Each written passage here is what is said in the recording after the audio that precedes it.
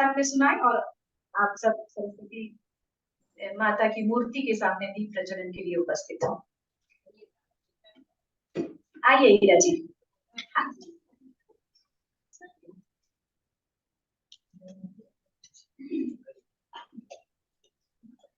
धन्यवाद प्रज्ञा जी, आपने मुझे सरस्वती वंदना के लिए बोला, यही मेरे लिए सम्मान की बात है।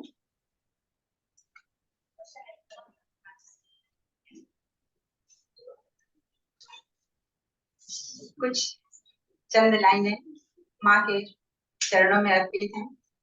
हे शारदे माँ हमें तार दे माँ, श्रद्धा की ज्योति कभी कम ना हो माँ, इसे पार दे माँ हमें तार दे माँ। आस्था की बातें संग में बनाई, सुमन प्रेम के गूंथ माला बनाई, करते अर्पित स्वीकार लेना हमें तार दे माँ।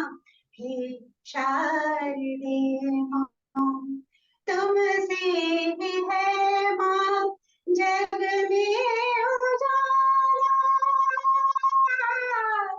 ममता से बाहों में तुमने है पाला, सद्भावना के संस्कार दे माँ। हे शारदे माँ हमें तार दे माँ।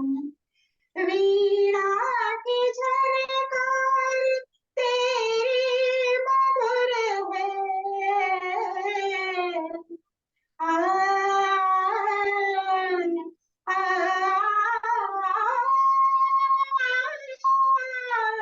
वीणा की झनकार तेरी मधुर है, बसा सबके कंठों में तेरा ही सुर, शब्दों को मेरे आकार दे माँ, शब्दों को मेरे आकार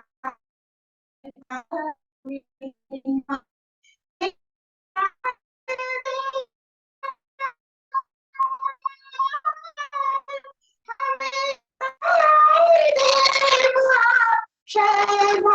की ज्योति कभी कम न हो माँ, इसे बार दे माँ हमें तार दे माँ।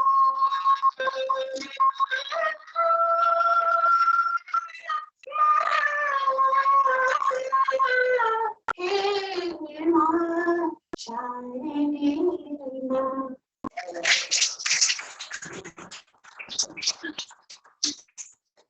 बहुत सुंदर वंदना आपकी स्वरचित ये वंदना थी नीरा जी, बहुत सुंदर वंदना आपने सुनाई। और इसके बाद अतिथि सम्मान और अतिथि परिचय का समय है, तो मैं सबसे पहले मंच पे आमंत्रित भी करती हूँ श्री प्रेम बिहारी मिश्र को, जो आज के इस कार्यक्रम के अध्यक्ष है। आपका बहुत बहुत स्वागत है और अभिनंदन है इस मंच पर आप दिल्ली से यहाँ तक की यात्रा में आए और आपने उत्साहवर्धन किया हम सभी का, बहुत बहुत स्वागत है।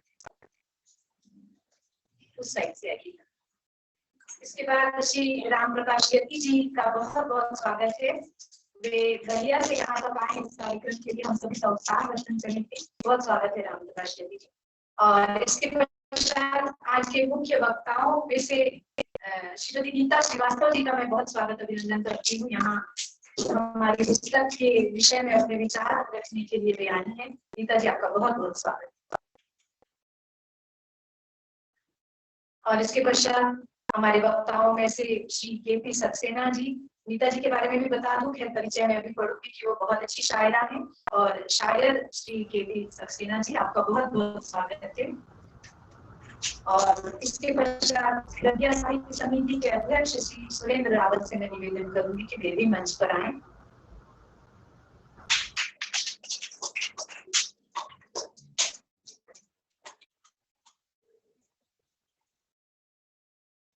और जैसे परंपरा है, हमारी भारतीय परंपरा जिसमें अतिथि सम्मान, हम हमारी परंपरा है कि अतिथियों का स्वागत अब तो स्मृति चिन्हों से करने लगे, पहले श्रीफल और शॉल से करते थे, तो स्मृति चिन्ह के साथ शॉल से हम उनका सम्मान करेंगे। तो सबसे पहले मैं श्री प्रेम बिहारी मिश्र जी से आपका परिचय भी करवाऊं कि वे बीएसएफ में सेवानिवृत्त सहायक निदेशक थे और रिटायर हो गए हैं और दिल्ली कविता मंडल के अध्यक्ष हैं। भारत में अनेक जगह और इंडोनेशिया में स्तनधात्री कविता सम्मान मिला, बहुत सारी से गजल संग्रह भी इनके आए हैं। विधाएं जो जिनपे ये लिखते हैं, कविता, गजल, गीतिका, छंद, मुक्ता, दोहा, चौपाई, माहिया, मैं कहते थक जाऊंगी लेकिन शायद ये कम नहीं होगा।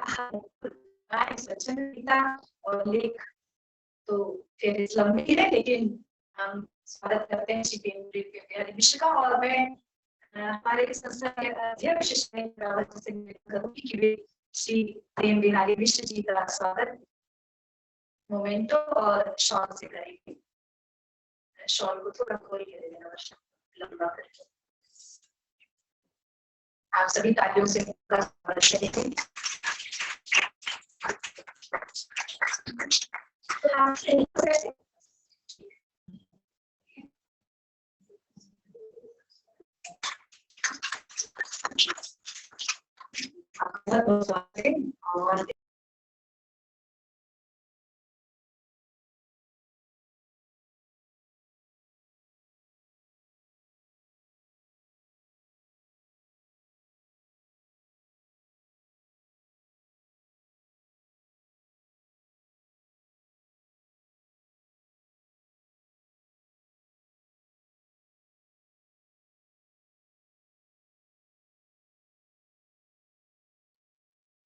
वो तो निकल आपको उनकी गजलों में मिलेगी जो आप आगे और पश्चात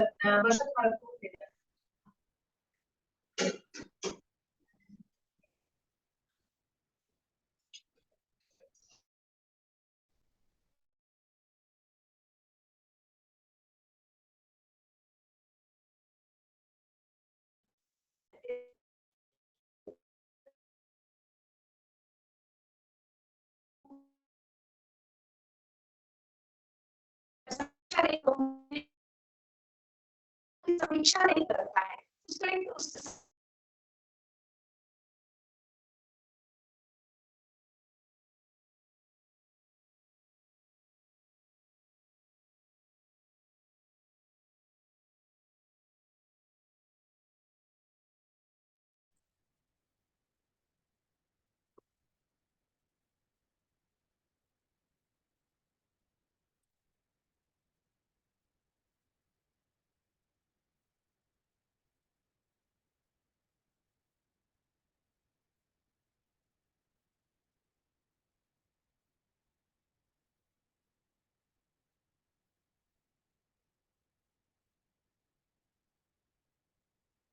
इनकी अभिरुचि रही है व्यंग्य, लघु कथा, कविता, यात्रा संस्कृत।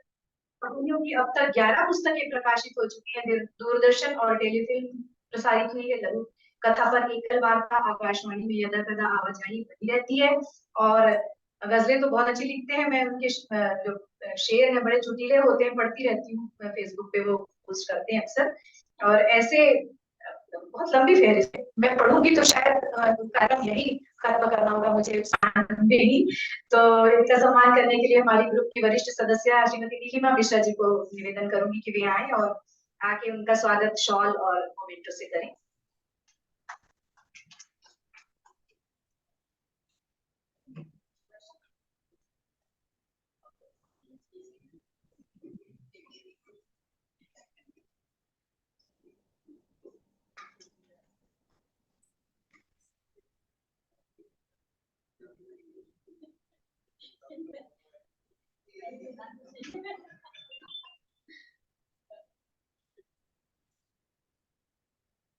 अभी आधी रात है और कहीं अर्ली मॉर्निंग है, लेकिन उन लोगों ने कहा कि हम आप जूम में हमें जोड़िए क्योंकि हम आ नहीं पा रहे हैं इतनी दूर। तो जहाँ किताबों का उत्सव हो, हर लेखक को आनंद आता है। ये ऐसा उत्सव है कि और त्योहार तो भारत में खूब सारे बनाए जाते हैं, लेकिन जब किताब का उत्सव होता है तो हर लेखक को मेरी किताब है ये। कभी ये नहीं लगता कि किसी अन्य की किताब में हम जा रहे हैं समारोह में।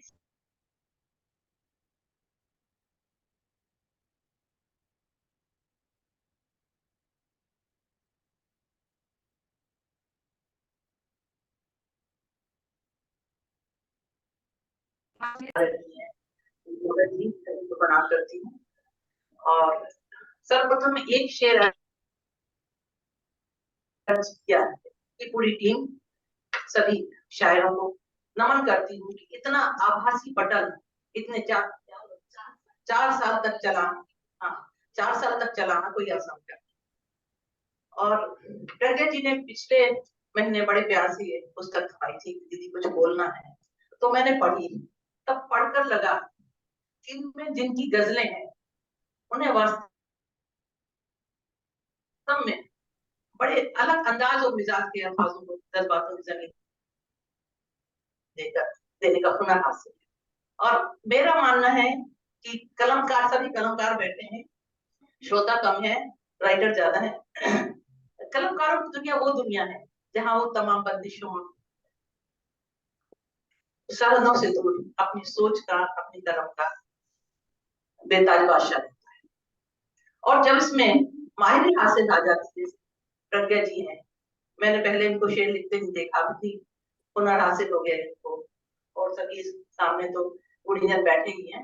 जब इसमें माहिरी हासिल हो जाती है तो न केवल मंच, संस्था, सारे साहित्य जगत को गौरव। और मुझे लगता है कि ऐसे इस एक शेर अर्ज किया है गजल संग्रह में, आपको भी, मैंने तो पढ़ ली तो मैं तो कमाल की गजलें बोलूंगी, और आपको भी जो पढ़ेंगे उनको भी इसमें बहुत ही बड़े, बहुत ही उत्कृष्ट शायरों की कलम का स्वाद और हुनर का लाभ। और हर हफ्ते दिए गए विषय पर गजल लिखना और एक शेर अर्ज किया है, जैसे आभासी पटल पर मार्गदर्शन और सलाह से प्रोत्साहन के साथ उसे साझा करना, प्रस्तुत करना एक वास्तव में बड़ा आनंददायक है। मुझे भी एक बार 2 बार मौका मिला, लेकिन बाहर थी, 5 मिनट रह के फिर निकल आई है। मेरी दुर्भाग्य है कि मैं 6 से 8 10 टाइम नहीं दे पाती शाम को, तो लेकिन कोशिश करूंगी। लिंक मेरे पास पहुंच गया है। और अब मैं कुछ एक ही मिसरे पर अलग अलग गजल, अलग अलग अलग भाव, अलग शब्द, अलग एक ही रदीफ पर अलग काफिया देना वाकई बड़ा कमाल का है। और कुछ मैं शायरों की इसका तभी मिसरा का वो करके कुछ गजलों के कुछ शेर यहाँ पे पढ़ना चाहूंगी। अब्दुल रहीम जी का ये मिसरा। अब हमसे कोई जाम उठाया नहीं जाता, अब हमसे कोई जाम उठाया नहीं जाता, इस तरह मिसरा पर अशोक सिंह का ये शेर मुझे बहुत पसंद आया।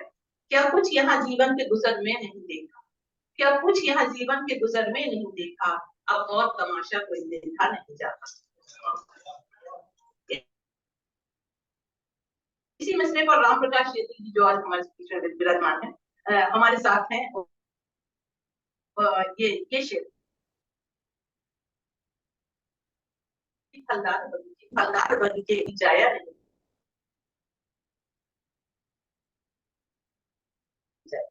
ये बहता पसीना कभी जाया नहीं जाता, एक सुंदर का विश्वास बहुत जिंदगी से लबालब शेर। इसी मिसरे पर आलोक श्रीवास्तव जी का शेर, तीखा भी कोई ऐसा मिलाता है गजल, तीखा भी कोई ऐसा एकदम अलग शेर है, ऐसा मिलाता है गजल में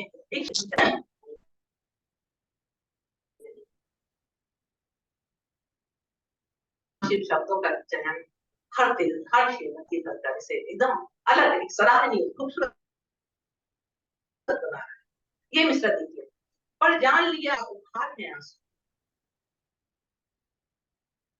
इस पर प्रेम बिहारी मिश्र जी ये मतलब तुमने दिया प्यार में स्वीकार है आंसू, जो तुमने दिया प्यार में स्वीकार है आंसू, मेरे लिए है कीमती उपहार है, मेरे लिए कीमती उपहार है आंसू। और मक्ते का शेर देखिए, वो प्रेम जहाँ इनका वहां बस नहीं चलता, वो प्रेम जहाँ उनका यहाँ बस नहीं चलता, ऐसा लगे कि खुद से ही लाचार है आंसू। ऐसा लगे कि खुद से ही लाचार है आंसू।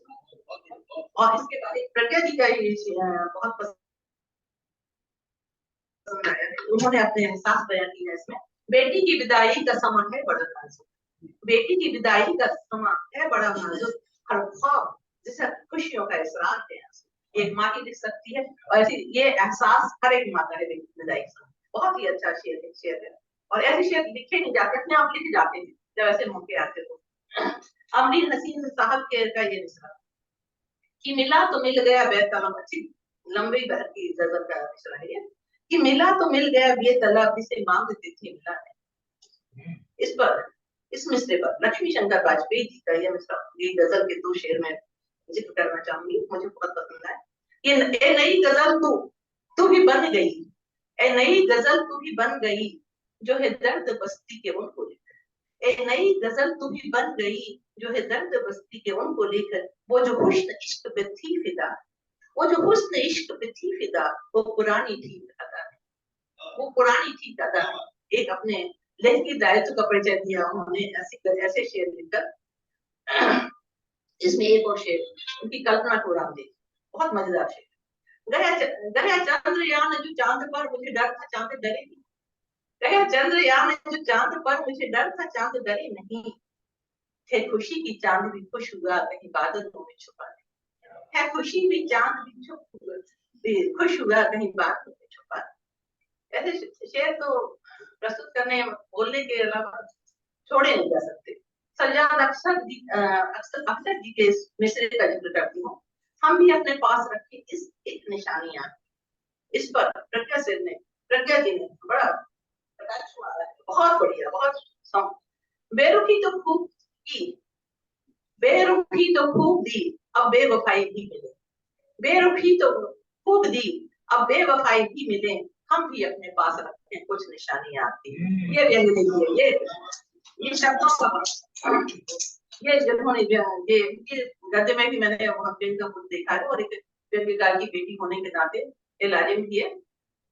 तो ये बहुत अच्छा इन्होंने एक आक्रोश ताना बड़े व्यंग के रूप में मीठा संवाद किया। और अब बात करें अनिमेश जी द्वारा दिए गए मिसरे पर। हया उन्हीं की इजाजत दे तो कुछ बेबाकियां कर, हया उनकी इजाजत दे तो कुछ बेबाकियां कर। इस मिसरे पर प्रेम बिहारी मिश्र जी ने बड़ा बेमिसाल शेर लिखे हैं। गजल मतलब से शुरुआत करती हूँ। मैं कैसे दूर उनकी खुद से परछाइयां, मैं कैसे दूर खुद से उनकी अब परछाइयां कर दूं। यूं गहरी और दिल के जख्म की गहराइयां, यूं गहरी और दिल के जख्म की गहराइयां कर। एक और बहुत मार्मिक शेर है। जहाँ कूड़े के ढेरों से रोटी खाते हैं बच्चे, जहाँ कूड़े के ढेरों से रोटी खाते हैं बच्चे, इसी धरती पे मैं कैसे कहीं की मस्तियां करूं। इसी धरती पे मैं कैसे कहीं की मस्तियां करूं। बहुत गजब का शेर है, और अलग अलग हर शेर में अलग काफिया, हर लतीफ के साथ अलग काफिया, अलग भाव, अलग शब्द। और एक मनो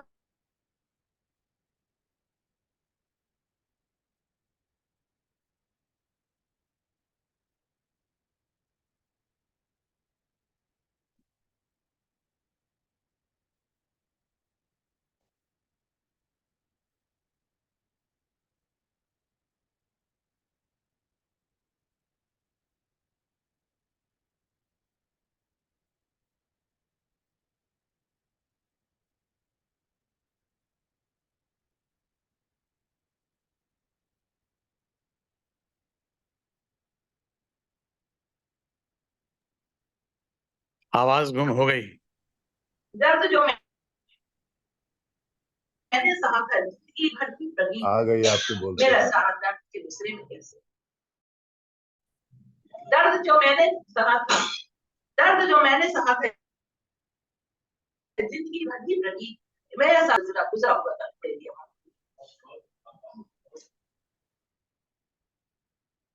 ये इस तरह की खासियत है, और समय की पाबंदी है, नहीं तो पूरी किताब उड़ेलने का मन होता है। एक शेर में भी अहमद सलमान जी का ये मिसरा, जो दिख रहा है उसी के अंदर जो अन लिखा है वो जो दिख रहा है उसी के अंदर जो अनदिखा है वो शायरी है। जो कह सका था वो कह दिया है, जो अनकहा है वो शायरी है। इस मिसरे पर अनिमेष गीता की शेर लिखी है।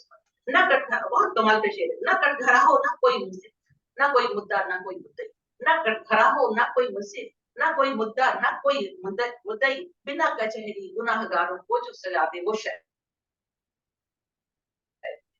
बिना कचहरी गुनाहगारों को जो सजा दे वो शायरी, वो शायरी है। शब्दों में छुरी से जोरदार बोला। दूसरा शेर ही का दिए गए मिसरे का पूरा समर्थन कर रहा है। इसे जगा दे उसे जगा दे, हमें जगा दे तुम्हें जगा दे, इसे जगा दे उसे जगा दे, हमें जगा दे तुम्हें जगा दे, पतन जो सोया हुआ पड़ा है उसे जगा दे तो शायद, पतन जो सोया हुआ पड़ा है उसे जगा दे तो शायद। कमाल के शेर लिखे हैं इसमें और बड़ी सादगी से ये गीता कौशिक जी ने मोहब्बत के जुनून को बड़ी सादगी से पेश किया है। नजर झुकाए तभी मोहब्बत, इसी विषय की बात कर रही हूँ। नजर झुकाए तभी मोहब्बत, जो अनकहा है वो शायरी, नजर झुकाए तभी मोहब्बत, जो अनकहा है वो शायरी है। सजा रही है जो सपने पल के, जो हो रहा है वो शायरी है। बहुत अंत में इसी मिसरे पर सूरज पोशी के इस गजल के बात करनी चाहिए, जो गजल के मापदंड को बड़ी शायरी में, शायरी के मापदंड के साथ गजल को शायरी की परिभाषा किया उन्होंने। ये अंतिम शेर है इसी मिसरे पर। बहर मुकम्मल रहे जहां पर, बहर मुकम्मल रहे जहां पर, भरा हुआ हो जो खाओ से भी, बहर मुकम्मल रहे जहां पर, भरा हुआ हो जो खाओ से भी, रदीफ के साथ मिलके चलता जो काफिया है वो शायरी, रदीफ के साथ मिलकर चलता जो काफिया है वो शायरी है। जहां तक मेरी समझ है ये सभी जितने रिश्ते किए शायर और शायराओं को जो कि मैं स्वीकारती हूँ कि इसमें सभी गजलें उत्कृष्ट हैं और निश्चित ही ये आगे बढ़ेगा और 4 साल से लेकर 40 साल तक चलेगा और हमें भी उसमें शामिल होना चाहिए, सीखना चाहिए। और अच्छा, और प्रज्ञा जी को भी बहुत बहुत बधाई। और प्रज्ञा साहित्य समिति रायपुर के तत्वाधान में आज आयोजित इस कार्यक्रम में शामिल होने, शिरकत करने का मौका मिला, इसके लिए बहुत बहुत धन्यवाद प्रज्ञा जी। और ऐसे उदार मंच में कामयाबी हासिल करें और ये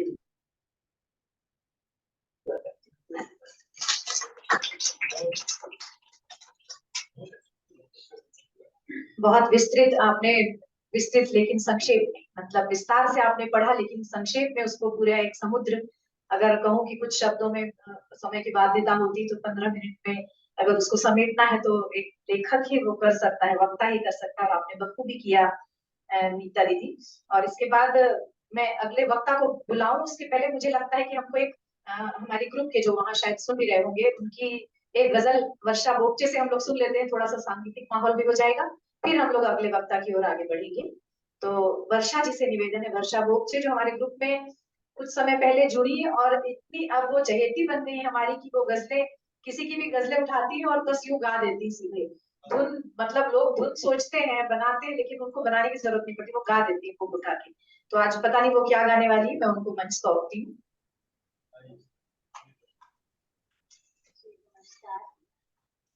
आप सभी को मेरा सप्रेम नमस्कार, क्योंकि मैं पहली बार इस साहित्यिक मंच में आप सब लोगों के सामने आई। वैसे तो हर सप्ताह हम लोग मिलते हैं, मतलब प्रेम बिहारी मिश्र जी से करते हैं और भी जो अभी जूम में लाइव देख रहे हैं सबसे मिलते हैं। तो आज मैं प्रेम बिहारी मिश्र जी का एक जो शेर है, उसकी गजल है, उसको मैं आप लोगों के सामने प्रस्तुत करूंगी।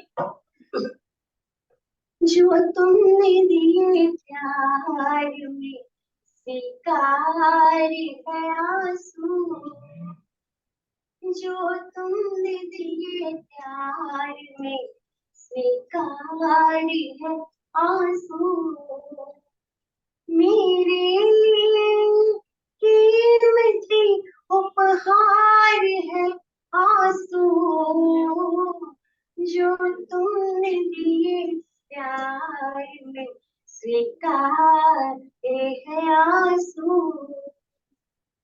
ये आग मेरे मन में हमेशा ही लगाते, ये आग मेरे मन में हमेशा ही लगाते, जो आँख से तेरी गिरे अंगारी है आंसू, जो आँख से तेरी गिरे अंगारी है आंसू, जो तुमने दिए प्यार में स्वीकार है आंसू,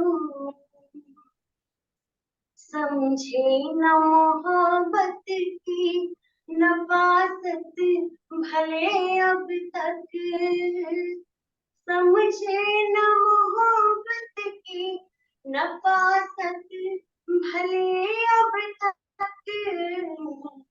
पर जान लिया प्यार का उपहार है आंसू, पर जान लिया प्यार का उपहार है आंसू, जो तुमने दिए प्यार में स्वीकार है आंसू, वो प्रेम जहाँ इनका वहाँ बस नहीं चलता, वो प्रेम जहाँ इनका वहाँ बस नहीं चलता, ऐसा लगे जो खुद से लाचार है आंसू, ऐसा लगे जो खुद से लाचार है आंसू, जो तुमने दिए प्यार में स्वीकार है आंसू, मेरे लिए ये कीमती उपहार है आंसू।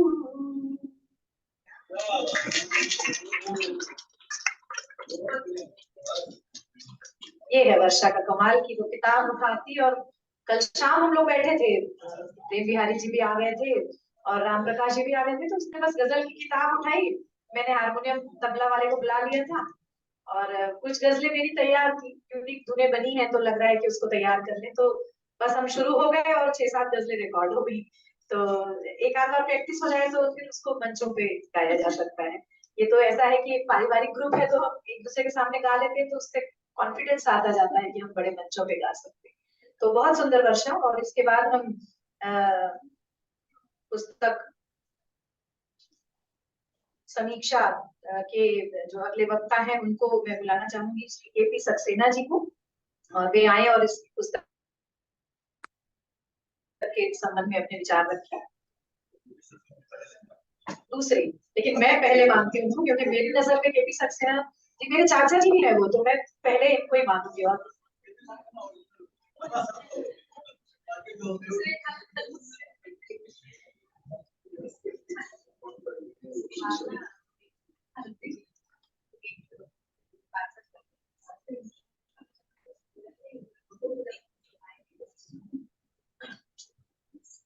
नमस्कार।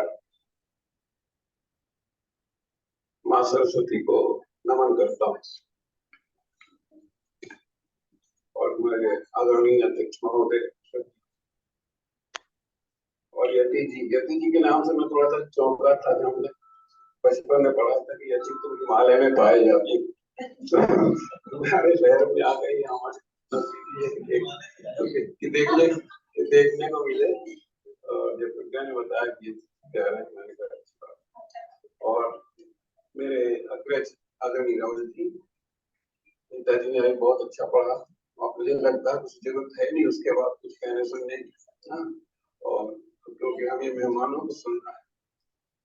फिर भी जैसा कि हम नाम लिख दिया गया है, छप भी गया है, तो कुछ ना कुछ कहना पड़ेगा। तो कल या परसों ही आपने पुस्तक दी थी और बताया भी, तो मुझे याद कुछ रहता नहीं ज्यादा, फिर भी मैं देख कर करता हूँ। देखिए, एक शेर अर्ज किया है, जब मैंने ये देखा तो मुझे बहुत अच्छा लगा, क्योंकि गजल बोलने में बहुत समय लग जाता है। एक शेर अर्ज किया, मैंने अगर काम बन जाता है तो क्या बात है। और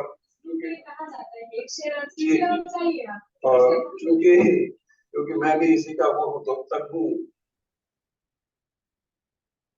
मैं आवारा शेर पढ़ता हूँ, सबको मालूम है। गजल तक मैं लिख ही नहीं पाता, कितना नापेंगे रदीफ और काफिया, गाँव लिख दिया तो अब छाँव लिखो, फिर ठाव लिखो, फिर पाँव लिखो, क्या क्या करो, बड़ी परेशानी हो जाती है। इसलिए कहता है कि एक दो शेर में अपना काम अगर चल जाता है तो बहुत अच्छी बात। मैं अभी एक पटना में एक ऐसी बहुत अच्छा मुशायरा था, तो उसका भी टाइटल था कि अंदाजे बयां और गालिब का शेर है, जैसे आपने लिख दिया एक शेर, तो उसमें था अंदाजे बयां और। तक लखनऊ के प्रसून जी हैं, अगर आप जरा हास्यास्पद करते हैं, तो उन्होंने कहा ये जो बहुत बड़े बड़े शायर आए हुए थे, उन्होंने कहा ये जो शायर बैठे हैं ये है अंदाजे बयां और मैं और हूँ। तो इसकी मेरी भी यहाँ पर शायर यही है और मैं ये कहता हूँ। बहरहाल इस पुस्तक में, इस संकलन में 7 महाद्वीपों के लोगों ने, जो मैंने सरसरी निगाह से देखा, लगभग 7 महाद्वीपों के 27 शायरों ने भागीदारी की। और वैसे तो प्रज्ञा से बता चुकी है कि निरंतरता इसकी विशेषता है, और तरही जो मिश्रा है उस पर पढ़ते हैं। बड़ी ऐसी बात है, ये विद्यार्थी जीवन की याद दिला देता है। जैसे मास्टर साहब ने एक सबक दे दिया, इस लाइन की 4 लाइनें लिखो, है ना, तो वो जो है अनुशासन जो है आपका, ये बहुत अच्छी बात है। और मैं इसलिए कहता हूँ कि यूँ तो देखिए 100 हफ्ते लगातार आप लोगों ने और 200 गजलें मिसरे आपके जो है 27 शायरों ने किया है, और इसमें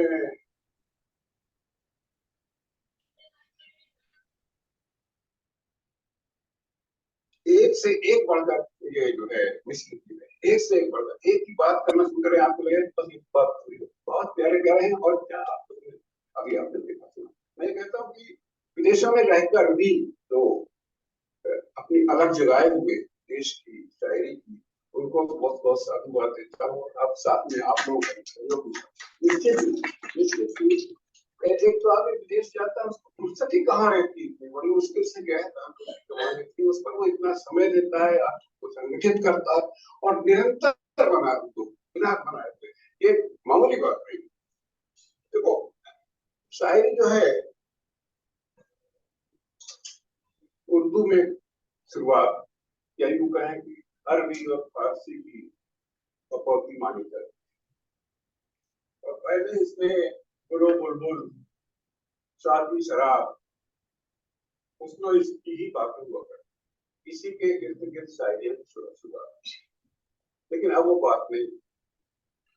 अब जब से दुष्यंत आए हमारे, दुष्यंत ने एक जो है अलग ही माहौल था, उन्होंने इससे दूर हो गए, उन्होंने राजनीति सियासत पे बात करना शुरू की, गरीबी पे बात करना, भूखे की बात की, बच्चे की बात करना शुरू किया, माँ की बात करना दुष्यंत ने। और उसने उर्दू के पीछे नहीं, अपना जो बोलचाल की भाषा है उस पर उन्होंने बात करना शुरू किया। जितना सरल से सरल हो सकती है शायरी, वही शायरी। आपकी बात एक रिक्शा वाला भी समझ सके, तभी तो आपकी बात कहना क्या, आपके लिख देने से क्या होता है, वो जाना तो चाहिए उसे लोगों तक जाना चाहिए, तभी इसका होता है, इसलिए होता है। मैं भी कुछ छांट लिया था इतने से, और सुना देता हूँ कि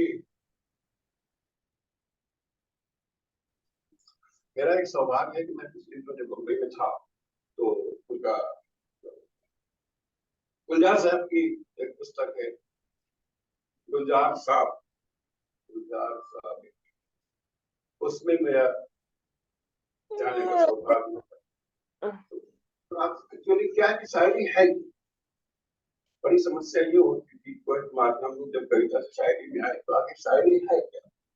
तो इसके लिए आपके जो ये संकलन है इसमें अशोक सिंह ने एक बहुत प्यारा शेर कहा, मैं कोट कर रहा हूँ कि नहीं था मुमकिन सहेज पाना तुम्हारी बातें तुम्हारे जज्बे, नहीं था मुमकिन सहेज पाना तुम्हारी बातें तुम्हारे जज्बे, जो कह सका था वो कह चुका हूँ, जो कह सका था वो कह चुका हूँ, जो रह गया है वो शायरी। तो शायरी की परिभाषा देना और क्या कहना हर व्यक्ति अपने नजरिए देखता है, तो क्योंकि शायरी में अर्थ की गहराई, शब्दों की चतुराई और क्या कहना चाहिए उसको, आपकी कला, उन्हीं शब्दों में आप क्या निकाल लाते हैं यही होता है। तो जैसे मैं कहता हूँ जो दिल में कुलबुलाया, मेरी नजर में क्या, जो दिल में कुलबुलाया होठों ने बुदबुदाया,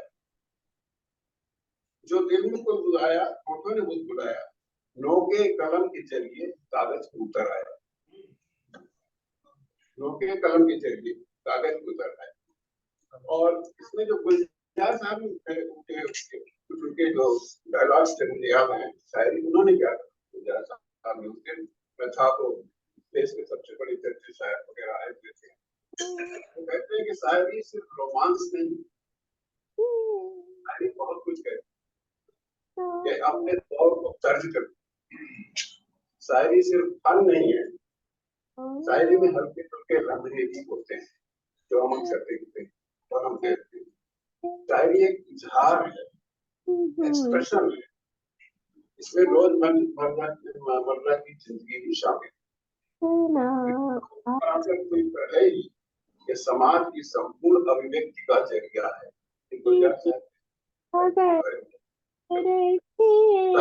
इसका हाल भी बयान किया है, तो किसी एक भाषा में, हर भाषा में अपनी बात कही, तो यूं होता है। और आपको मैं बात करता हूँ, पूरी शायरी क्या है, लिखी नहीं जाती, शायरी लिखी नहीं जाती, पुरानी बात कहा जाता है कि शायरी लिखी नहीं जाती, शायरी जाती है। बहुत बड़ी बात है जिसको समझने की बात है, क्योंकि आप पढ़ करके शायरी लिख सकते हैं, जब दिल में जज्बा होते हैं तो गुजारते हैं तब आप शायरी। तो जनाब शायरी की अथाह समंदर में अपनी शिनाख्त कायम करने के लिए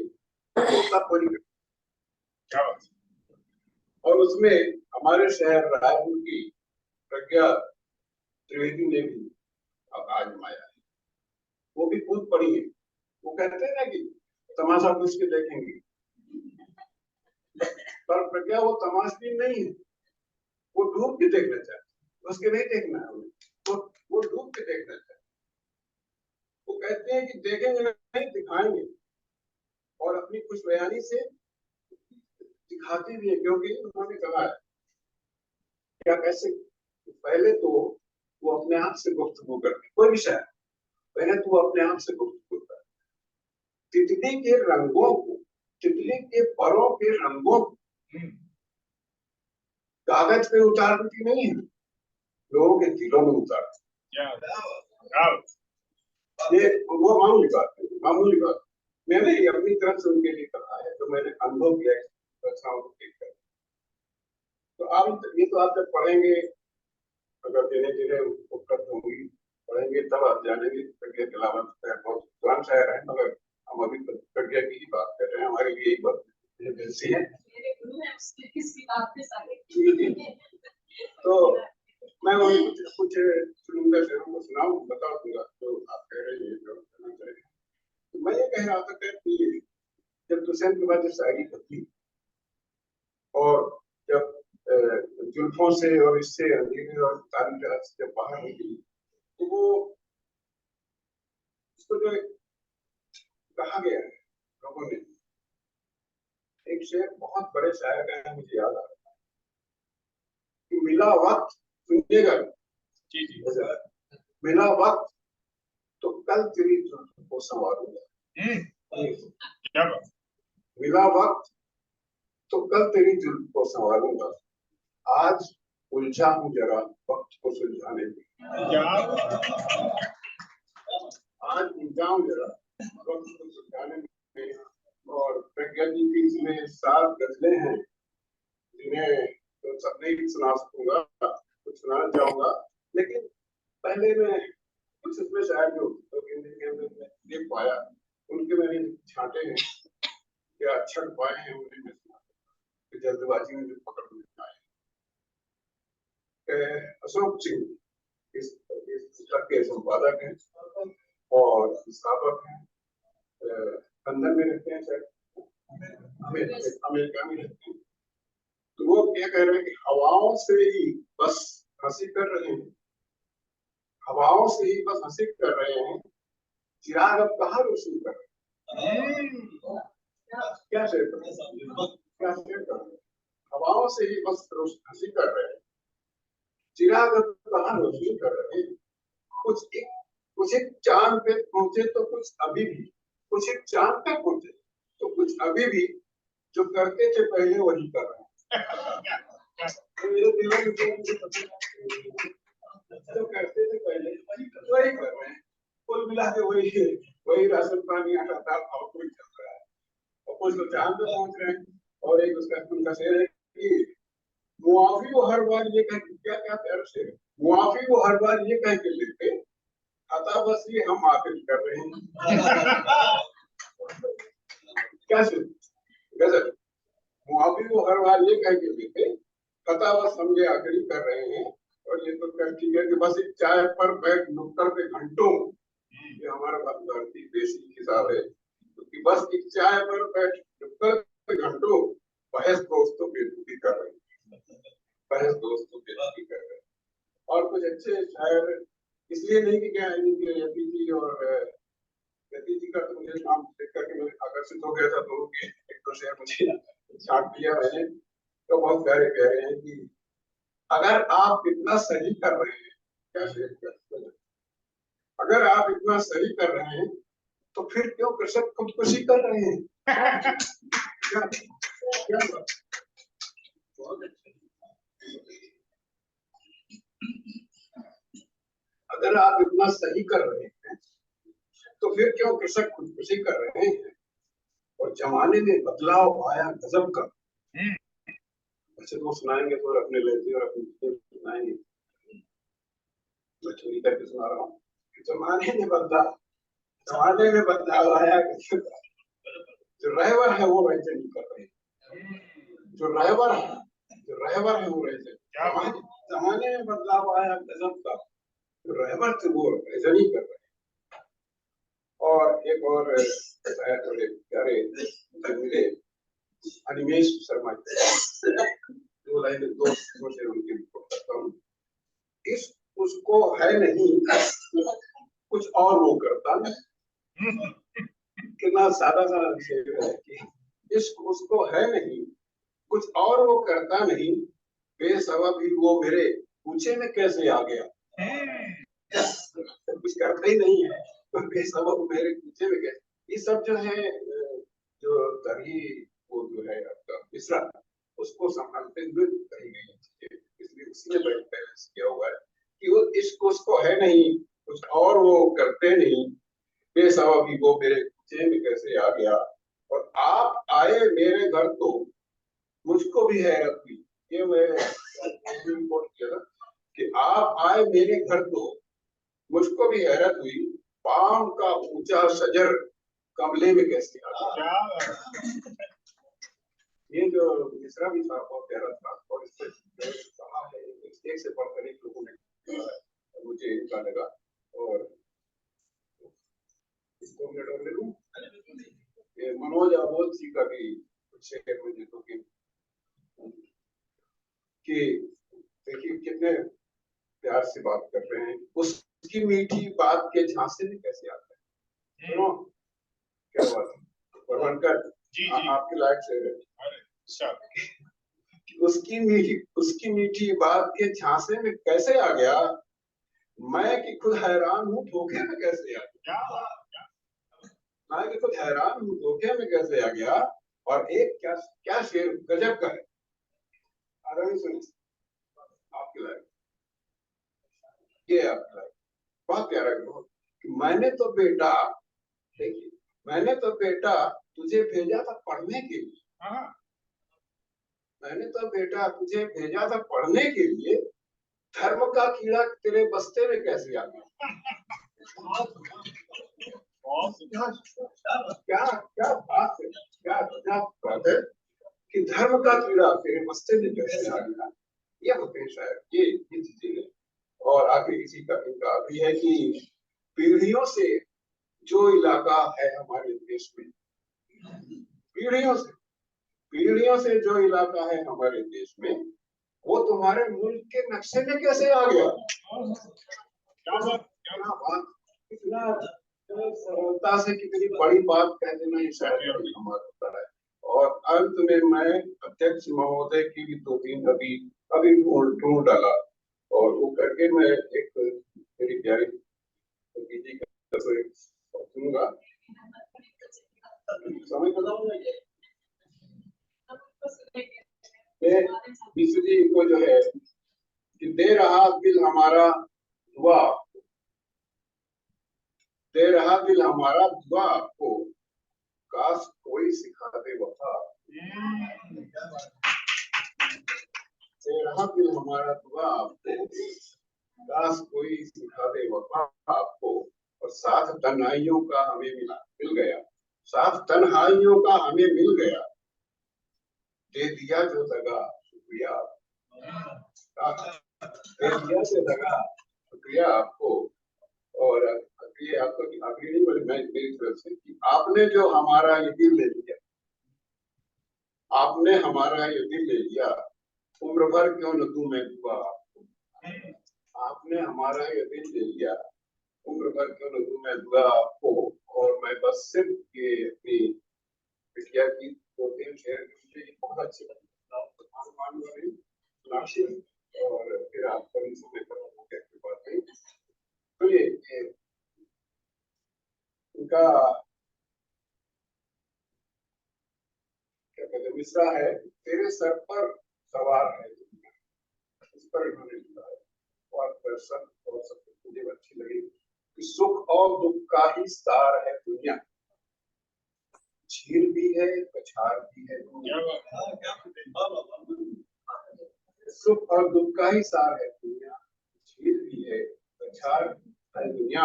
और साथ देगा, क्या शेर, क्या बता, साथ देगा न कोई दूरी तक, साथ देगा न कोई दूरी तक, पल दो पल का खुमार है दुनिया, पल दो पल का खुमार है दुनिया। और तुम जो बदले, देखिए क्या रोमांच है बात, तुम जो बदले तो बदला है सब कुछ, तुम जो बदले तो बदला है सब कुछ। अब बदलती बयार है दुनिया, अब बदलती बयार है दुनिया। और एक है कि सच्चे सच अगर भी सुनेगी, सच्चे लोगों की कहाँ कदर है, सच्चे लोगों की कहाँ कदर है, हाँ झूठों पर ही निसार है दुनिया, झूठों पर ही निसार है दुनिया। और इसका शेर जो है कि मौका देंगे, मौका दोगे तो वार कर दूंगी, मौका दोगे तो वार कर देगी, चल संभल कर कटार है दुनिया। क्या नसीहत दिया है कि मौका दोगे तो वार कर देगी, चल संभल कर कटार है दुनिया। और ये लाइन तो देखिए कि दर्शन है कि मोक्ष कैसे मिलेगा मर के भी, मोक्ष कैसे मिलेगा मर के भी, तेरे सर पर सवार है दुनिया। क्या बात, क्या बात, मोक्ष कैसे मिलेगा मर के, तेरे सर पर सवार है दुनिया। और तू कहाँ इनमें पड़ गई प्रज्ञा, ये जो है तू कहाँ इनमें पड़ गई प्रज्ञा, तू है कोमल प्रहार है दुनिया। और मैं इसके बस ज्यादा समय देता हूँ, और मैं आज के कार्यक्रम की और प्रज्ञा जी को इसका आयोजन के लिए और उत्तरोत्तर प्रगति के लिए बधाई देता हूँ।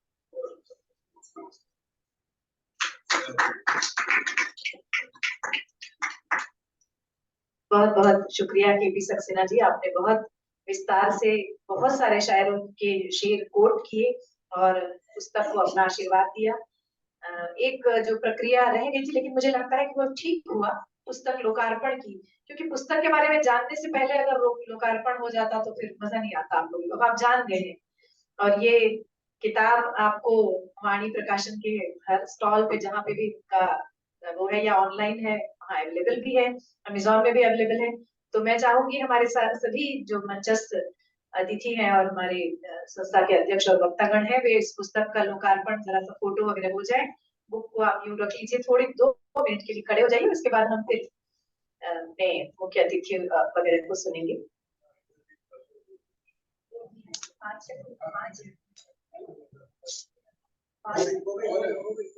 सामने जगह रखिए, फोटो हो जाए।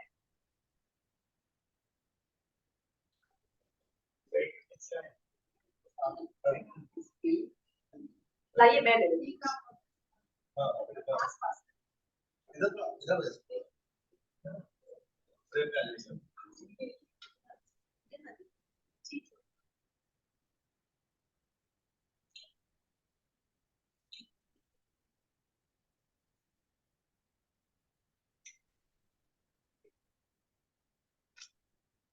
ये लोकार्पण भी हो गया है और उसकी फोटो भी हो गई है, और इसके बाद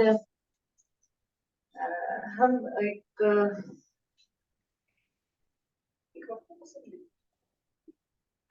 मैं राम प्रकाश यति जी से निवेदन करूंगी, क्योंकि उनके बारे में आपने अभी उनके शेर भी सुने, मैंने उनका परिचय भी बताया आपको।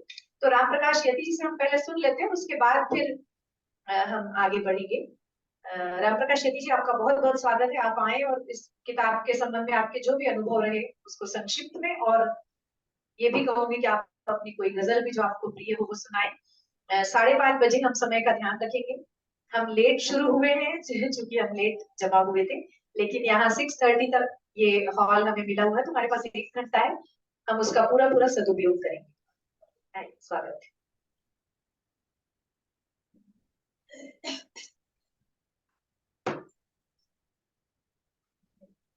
जैसा कि प्रज्ञा जी ने मेरा परिचय करा ही दिया है, सबसे पहले बागी बलिया की मिट्टी का, रायपुर की पावन भूमि को प्रणाम। बागी बलिया इसलिए शायद हम सब लोग जानते भी होंगे, बागी बलिया चंद्रशेखर की वजह से नहीं, बागी बलिया 1942 में जब पूरा देश गुलाम था, बलिया आजाद हो गया, तब से इसको हम लोग बागी बलिया के रूप में जानते हैं। उस समय सौभाग्य है कि मेरे खून में भी सेनानी का रक्त प्रवाहित होता है, मेरे धमनियों में भी। मेरे पिताजी खुद उस आंदोलन में शामिल रहे, स्वर्गीय आदरणीय सीताराम यति जी। यति वैसे वो यति नहीं है जो हिमालय में हुआ करता है, यति शब्द है जिसको हम लोग सन्यासी बचपन में जब हम लोग गहरा पढ़ते थे उसमें होता यह से यति, एक दाढ़ी बना हुआ आदमी रहता था। तो मठ परंपरा से हम लोग हैं, हम लोग की जिम्मेदारी होती थी वो तपस्वी वाले, क्योंकि देशम में हम लोग इसको यति करते हैं क्योंकि बोलने में सुविधा हो और समझ में आए। एक शेर अर्ज किया है, मुझे पटल है, अब खुद ही सोचिए मैं अब कैसे आभार व्यक्त करूं प्रज्ञा जी का, जिन्होंने इस नाचीज को इस लायक समझा कि रायपुर जैसी बड़ी जगह पे बुला के, बड़ी छोटी सी जगह है, पूर्वांचल का एक कोना है, हालांकि उस मिट्टी में साहित्यकार बहुत भी हैं, द्विवेदी जैसे, उस मिट्टी में उर्वरा रही है।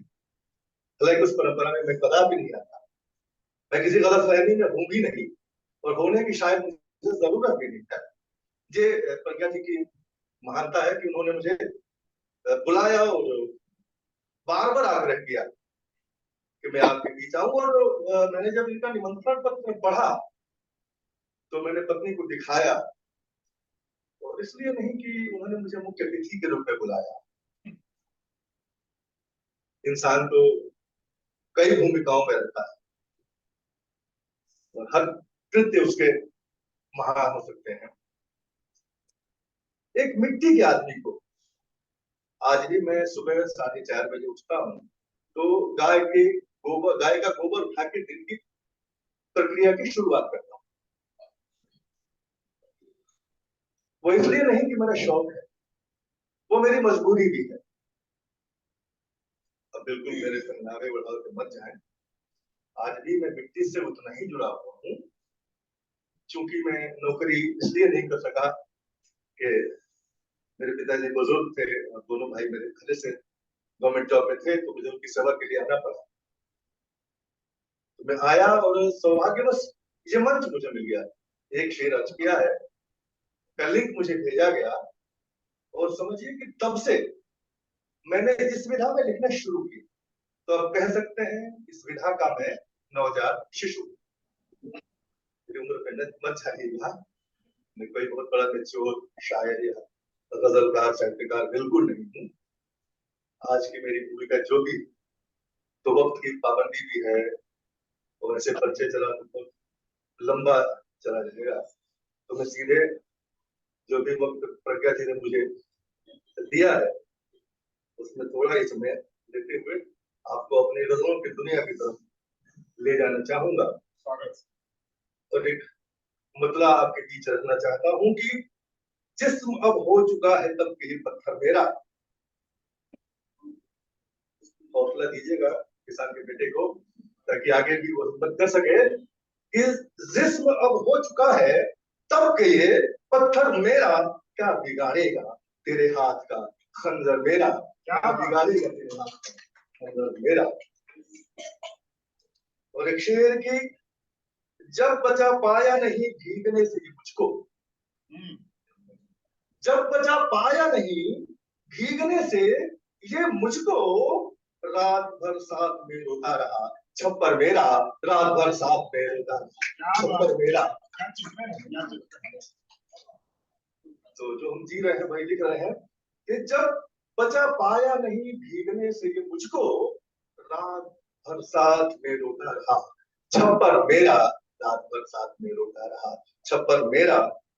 और एक शेर की, चाह कोने में कहीं दिल में है जिंदा उसके, चाह कोने में कहीं दिल में है जिंदा उसके, नाम लेता है तभी नींद में अक्सर मेरा, नाम लेता है तभी नींद में अक्सर मेरा, नाम लेता है नींद में अक्सर मेरा।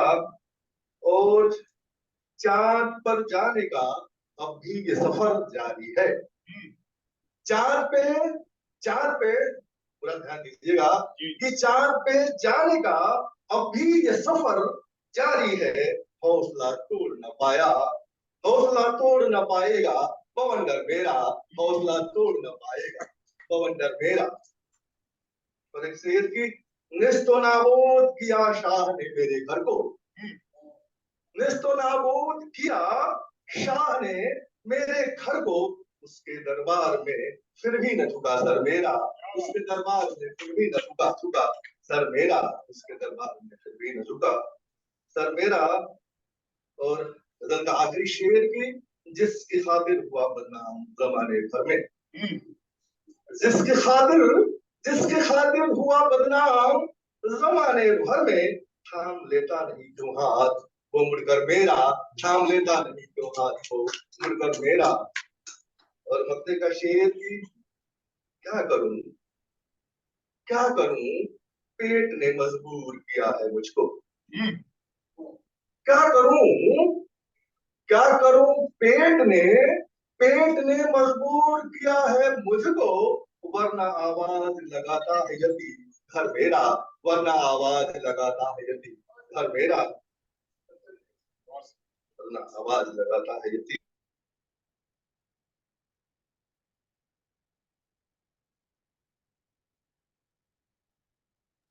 तो ऐसे हुआ है कि नजरों से भी छूने का अधिकार नहीं, नजरों से भी छूने का अधिकार नहीं, क्या तुम मुझसे सचमुच करते प्यार नहीं, क्या बात, नजरों से भी छूने का अधिकार नहीं, सतना जी की नजरों से भी छूने का अधिकार नहीं, क्या तुम सचमुच मुझसे करते प्यार नहीं। और संगीनों का पहरा चप्पे चप्पे पर, संगीनों का पहरा चप्पे चप्पे पर, पहले ऐसे मनते थे त्योहार नहीं, पहले ऐसे मनते थे त्योहार नहीं। ये गांव का आदमी लिख सकता है। और बहुत बहुत शुक्रिया। और मेरे सपने मेरे सपने मेरे सपने इक्के दुक्के क्या टूटे। तो रोज ही टूटते हैं कि मेरे सपने इक्के दुक्के क्या टूटे, अपनों की खुशियों का पारावार नहीं, अपनों की खुशियों का पारावार नहीं। मेरे सपने इक्के दुक्के क्या टूटे, अपनों की खुशियों का पारावार नहीं। और ध्यान रहे मंजिल को पाने की खातिर, ध्यान रहे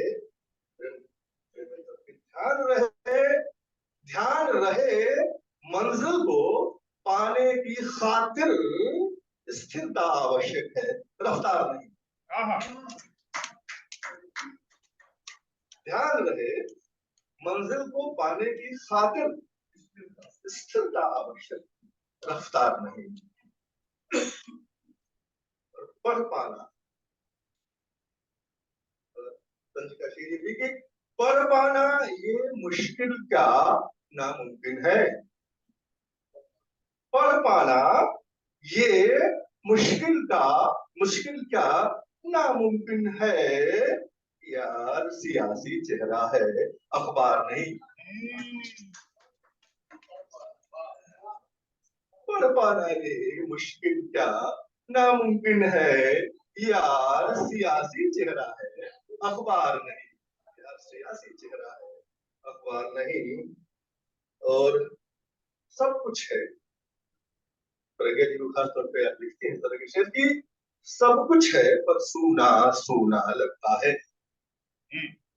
सब कुछ है पर सूना सूना लगता है।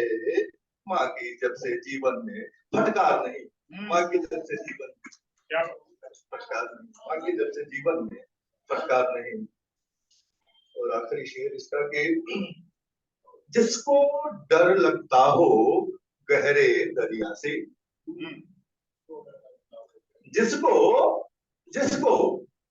जिसको डर लगता हो गहरे दरिया से, देना ऐसे माझी को पतवार नहीं, देना ऐसे माझी को पतवार नहीं, देना ऐसे माझी को पतवार नहीं। नजरों से भी छूने का अधिकार नहीं। क्या तुम सचमुच मुझसे करते प्यार नहीं, क्या तुम सचमुच मुझसे करते प्यार नहीं।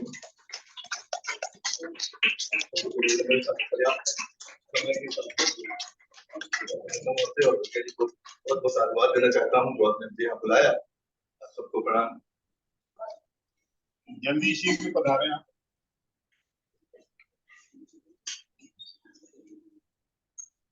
तो ये थे यति जी, जिनके बारे में जो जब परिचय पढ़ रहे थे या उनके बारे में जब कह रहे थे तो वो कहीं अतिशयोक्ति नहीं थी, आपने देखा। और इसके बाद एक सम्मान, थोड़ा सा बीच में रोकते हैं इस कार्यक्रम को, क्योंकि हम अपने अध्यक्ष को सुनेंगे। अध्यक्ष की बेचारे की आज पापा एक व्यंग्य सुना रहे थे कि हाय ये बूढ़े, उनका संग्रह है, तो सुना रहे थे कि बूढ़ों के प्रकार। तो आप नहीं थे शायद, आज आप नहीं थे, यति जी को सुना रहे थे। तो जो कार्यक्रम का अध्यक्ष होता है वो बेचारा आखिर तक सुनता रहता है सबको। और उन्होंने, मुझे पूरा तो याद नहीं, लेकिन उन्होंने वो लाइन कही कि अंत में उसे दो शब्द कहने के लिए कहा जाता है और वो दो शब्द कहने लायक ही रह जाता है। तो इतना सुनता है सबका। तो हम थोड़ी सी तकलीफ और देंगे प्रेम बिहारी मिश्र जी को।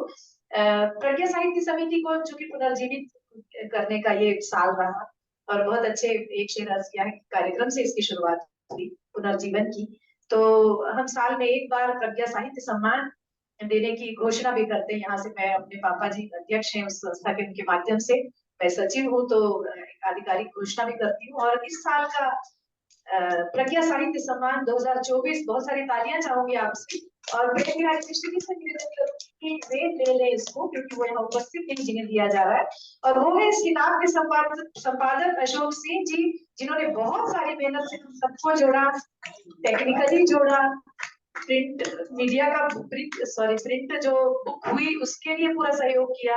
हर तरह से उन्होंने जोड़ के इस किताब को ही नहीं, इस ग्रुप को जोड़ के रखा है।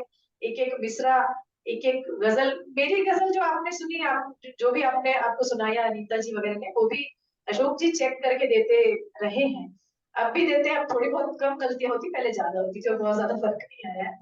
तो अशोक जी को ये सम्मान जाता है प्रज्ञा साहित्य सम्मान 2024 का, और ये यूएस पहुंच जाएगा, मुझे उम्मीद है बहुत जल्दी। थोड़ी तालियां और बजाएं। आवाज कैलिफोर्निया और न्यू आइलैंड और मैरीलैंड तक जानी चाहिए। बहुत धन्यवाद प्रेम बिहारी मिश्र जी, आपका बहुत धन्यवाद, आपने उनके बिहाफ में ये सम्मान किया। और इसके पश्चात गजलें, हालांकि मैं इसकी भागीदार हूँ, तो मुझे उधर से आदेश था उस हमारे ग्रुप के जो मुखिया हैं सबका कि आपको भी गजल अपनी पढ़नी है उसमें, क्योंकि आप इसमें भागीदार हैं। पर मुझे ये अच्छा नहीं लग रहा, क्योंकि मैं इतना बोल रही हूँ, मैं फिर बोलती रहूंगी तो मजा नहीं आएगा। तो मैं सोचती हूँ हम नहीं, मतलब वो मैं चाहती हूँ कि वो ऐसा बोले कि भाई एक सुनाइए तो मैं सुनाऊं क्योंकि कविता, कवि हमेशा तैयार रहता है, उसके पास हमेशा डायरी रहती है। कुछ लोगों को मैंने देखा है कि वो कहीं किसी के शोक सभा में भी जाते तो रखे रहते डायरी, पता नहीं पढ़ना पड़ जाएगा।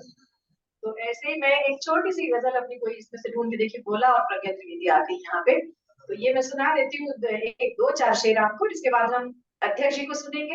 लेकिन एक बात कहूंगी, वो 15 मिनट्स बोलेंगे, उसके बाद भी हमारे पास आधा घंटा बचता है। तो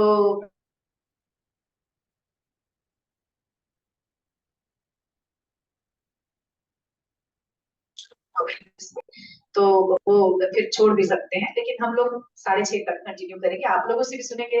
रवि पांडे जी यहाँ मौजूद हैं, आप सबको बता दूं, जांजगीर के हैं और बहुत अच्छा लिखते हैं, गाते हैं, और बहुत अच्छी राजनीति में वहाँ के लोकप्रिय राजनीतिज्ञों में से एक है जांजगीर से।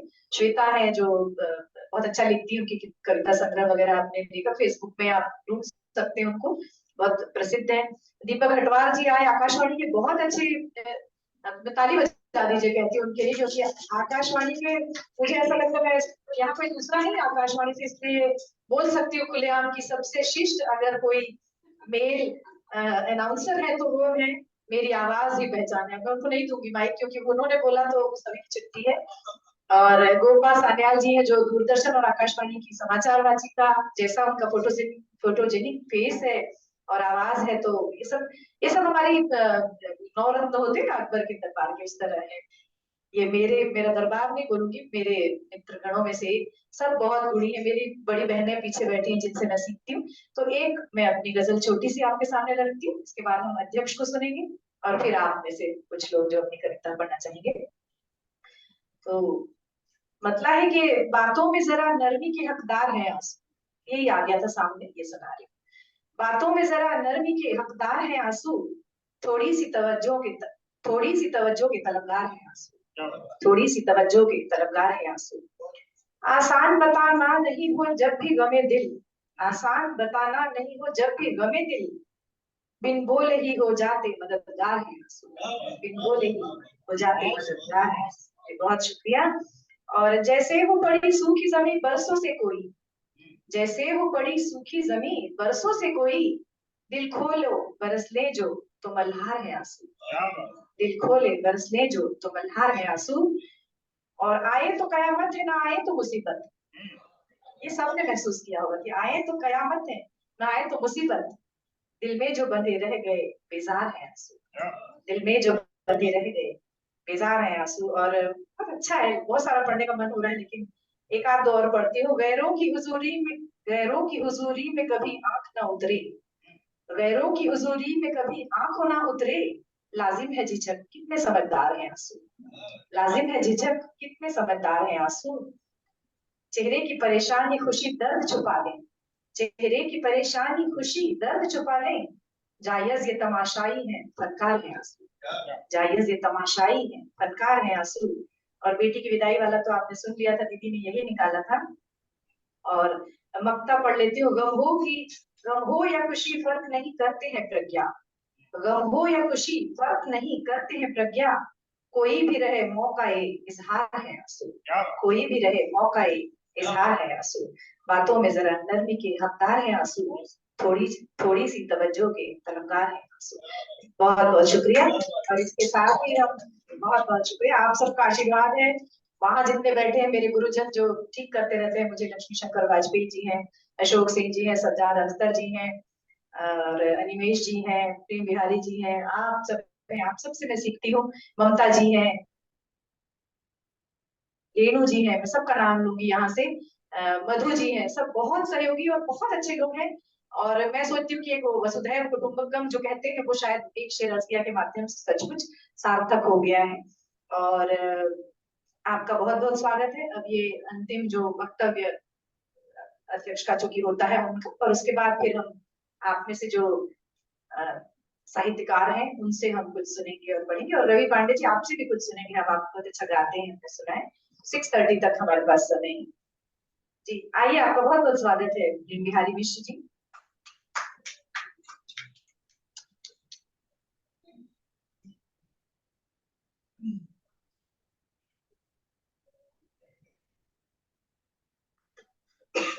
बहुत बहुत धन्यवाद प्रज्ञा जी। सबसे पहले तो मैं प्रज्ञा जी आपको बधाई देना चाहूंगा, आपने इतना साहस किया और आपकी लगन और आपका जो संस्था के साथ जुड़ाव और साहित्य के साथ जुड़ाव वो खींच के लाया। हालांकि मेरी तबीयत काफी ज्यादा खराब है, तो सिर्फ इतना नहीं, मेरी अपनी संस्था का आज स्थापना दिवस है, करता मंडल का, वो भी मैंने मुलतवी किया क्योंकि ये मुझे कार्यक्रम अधिक महत्वपूर्ण लगा। जिस प्रकार का कार्य इस संस्था और इस कार्यक्रम के माध्यम से हो रहा है, कोरोना काल जो हम कवियों के लिए त्रासदी में आपदा बनकर आया, जो बहुत से दबे छुपे कवि थे, बड़ी छुपी प्रतिभा, वो सब सामने आई। सामने नहीं मिल सके तो आभासी दुनिया में एक दूसरे से मिले, दुनिया काफी छोटी हो गई। और ऐसे में ये जो प्रयास किया गया, एक शेर अर्ज किया था, देखिए एक बहुत बड़ा फर्क है। जो दूसरे लाइव कार्यक्रम चलते रहे उनमें हम अपनी कविताएं अभी लिखी है, 50 साल पहले लिखी है, 10 साल पहले लिखी है, 10 बार पढ़ चुके हैं, 20 बार पढ़ चुके हैं, और वो 1 घंटे 2 घंटे 1.5 घंटे आधे घंटे पढ़ते हैं। प्रोडक्टिविटी उसमें उतनी नहीं है, लेकिन यहाँ प्रोडक्टिविटी है। एक ये बहुत बड़ी जरूरत भी है टाइम की, और बहुत बड़ा काम भी है कि यहाँ अब इस संस्था से बहुत बहुत सीनियर शायर भी जुड़े हुए हैं और एकदम नए शायर भी जुड़े हुए हैं। तो जो नए शायर हैं इससे सीखते हैं, आगे आते हैं। बहुत बड़ा काम अशोक जी ने किया, और ऐसी जगह जाके किया कि जहाँ ग्लैमर की दुनिया है। 14 बार तो अमेरिका में भी हुआ है, तो वहाँ जिस तरह का रहन सहन और सोच और कल्चर जो है, वहाँ भारतीय साहित्य और संस्कृति के लिए इतना लगन से काम करना, अशोक जी को बहुत बहुत बहुत बहुत बधाई और साधुवाद। और ये भी बहुत खुशी की बात है कि एक शेर अर्ज किया कि आज ही 4 साल पूरे हो रहे हैं, कल से 5वां साल लग जाएगा। बहुत बधाई की बात है। समय कम है, बात में ज्यादा करना चाहता था। देखिए गजल लिखना हम सब जानते हैं, सब साहित्य से जुड़े हुए, आसान काम नहीं है। बासुरुद्दीन जी का एक बहुत मशहूर शेर है जो हमेशा कोट किया जाता है कि हम पे दुख का पर्वत टूटा तब हमने 2 4 कहे, उस पर भला क्या बीती होगी जिसने शेर 1000 कहे। यूट्यूब पर मैं वो शेर कहीं खो गया मेरे से। मुनव्वर राना ने लिखा है, एक मिसरा हुआ, दूसरा मिसरा लगाने में कल्पना कीजिए 16 साल लगे। यूट्यूब पर उपलब्ध है जहाँ उन्होंने ये बात बोली है। इतना कठिन काम है, आसान काम नहीं होता, और उसको इतना आसान बना के हम चल रहे हैं। अब होता क्या है कि जो मुशायरे में आते हैं शनिवार को, उसके पहले जो हमारा व्हाट्सएप ग्रुप है उसके ऊपर पहले ग्रह लगाते हैं, फिर शेर डालते हैं, फिर गजल डालते हैं। वहाँ कुछ इस्लाह भी हो जाती है, कुछ छोटी गलतियां हैं, बड़ी गलतियां खासतौर पर बता दी जाती है। क्योंकि समय कम होता है, लोग नौकरी पेशा भी, अपना काम भी, वो भी कई बार पटल पे नहीं डाल पाते। वही की वही गजलें उसी दिन कह दी, एक दिन पहले कह दी, और शनिवार को मुशायरे में छोटी, हम कहते हैं कि आदमी जितने ज्यादा हो उतना अच्छा है, आ जाते हैं। तो हम बहुत इतना आपने बताया, अगर आप किताब देखेंगे तो सचमुच में बहुत ऊंची शायरी है इसमें, लेकिन स्वाभाविक है कहीं ना कहीं कुछ ना कुछ त्रुटियां भी होंगी, खासतौर पर नए शायरों के लिए जो पटल पे गजल नहीं गाते और किसी वजह से सीधे आ जाते हैं। मैं नोट करके लाया हूँ, लेकिन नकारात्मक बात करने की मेरी आदत नहीं है, तो मैं उस चीज को छोड़ता हूँ। नहीं तो मैं एक ही शेर में 3 गलतियां, ऐसा भी हुआ। मैं एक शेर बता ही देता हूँ। मेरी आदत नहीं है नकारात्मक बात करने की और खुशी के मौके पे, लेकिन हम साहित्य की बात करते हैं तो शेर है, जमुना तीरे पड़ गए झूले कदम्ब की डार पे। सबसे पहले तो शिकस्ते नाम,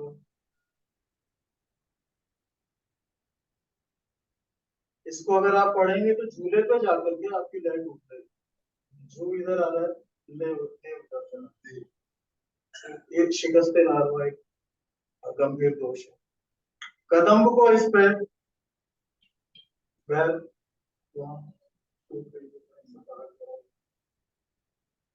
नीचे है, झूलती राता रही और शाम देश लौटा गया। भाषा के हिसाब से देश लौटा गया, लेकिन मैंने फिर बात वही कही कि ऐसा मेरे साथ भी होता है, अक्सर होता है कि ये हम मानते हैं कि हमें पटल पे शनिवार को आकर के शेर पढ़ना है, कब गजल पढ़नी है, और ऐसा बहुत बार होता है कि हम उसी दिन शेर कह रहे हैं, उसी दिन आ गए तो उसको अच्छी तरह देख नहीं पाते। तो इसको मैं शायर की कमजोरी नहीं कहूंगा, मजबूरी है, और जल्दी जल्दी में हो जाता है। मैं आपको व्यक्तिगत अनुभव बताऊं, आपको मुनव्वर राना साहब से बात हो रही थी 2017 में, उनका एक मजमुआ आया था रुखसत करूं मुझे, 2018 में उन्होंने मुझे भेंट किया।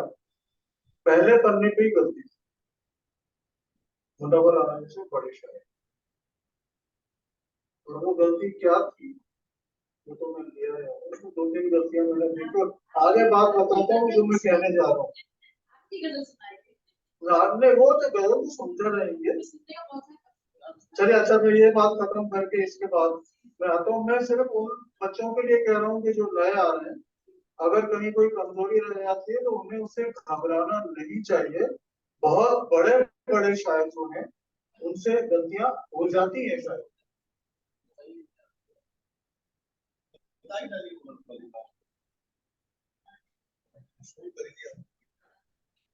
पहले पन्ने पे उनकी गजल जो नजर पड़ी ना मेरी, एक गजल देखी, एक गजल देखती रहती थी दरीचे से मुझे। अब से को उन्होंने लघु पे लिया, उच्चारण में आप लघु ले लेंगे, लेकिन शाश्वत दीर्घ बनाने के लिए उसको लघु नहीं ले सकते, से को लघु नहीं कर सकते।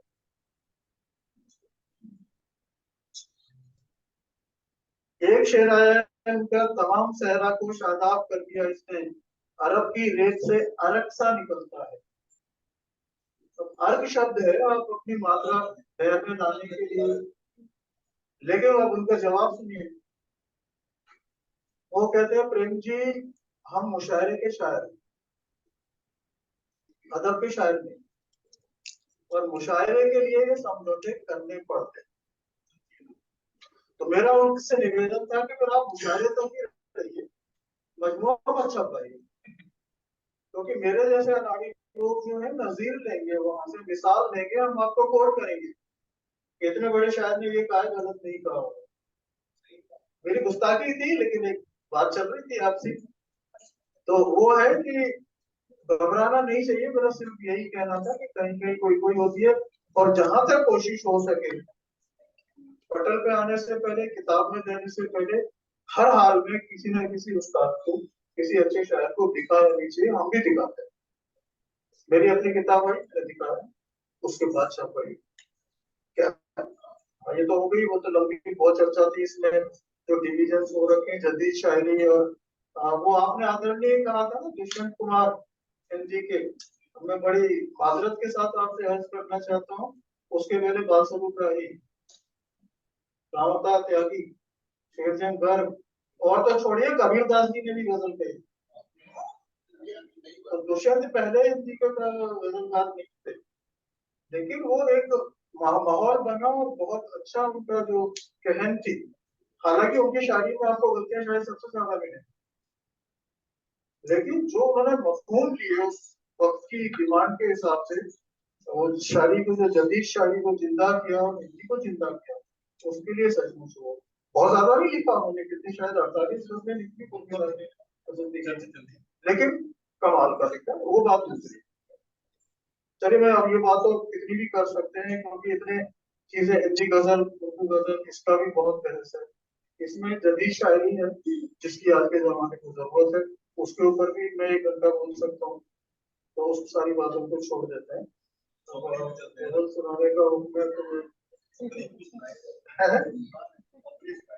जी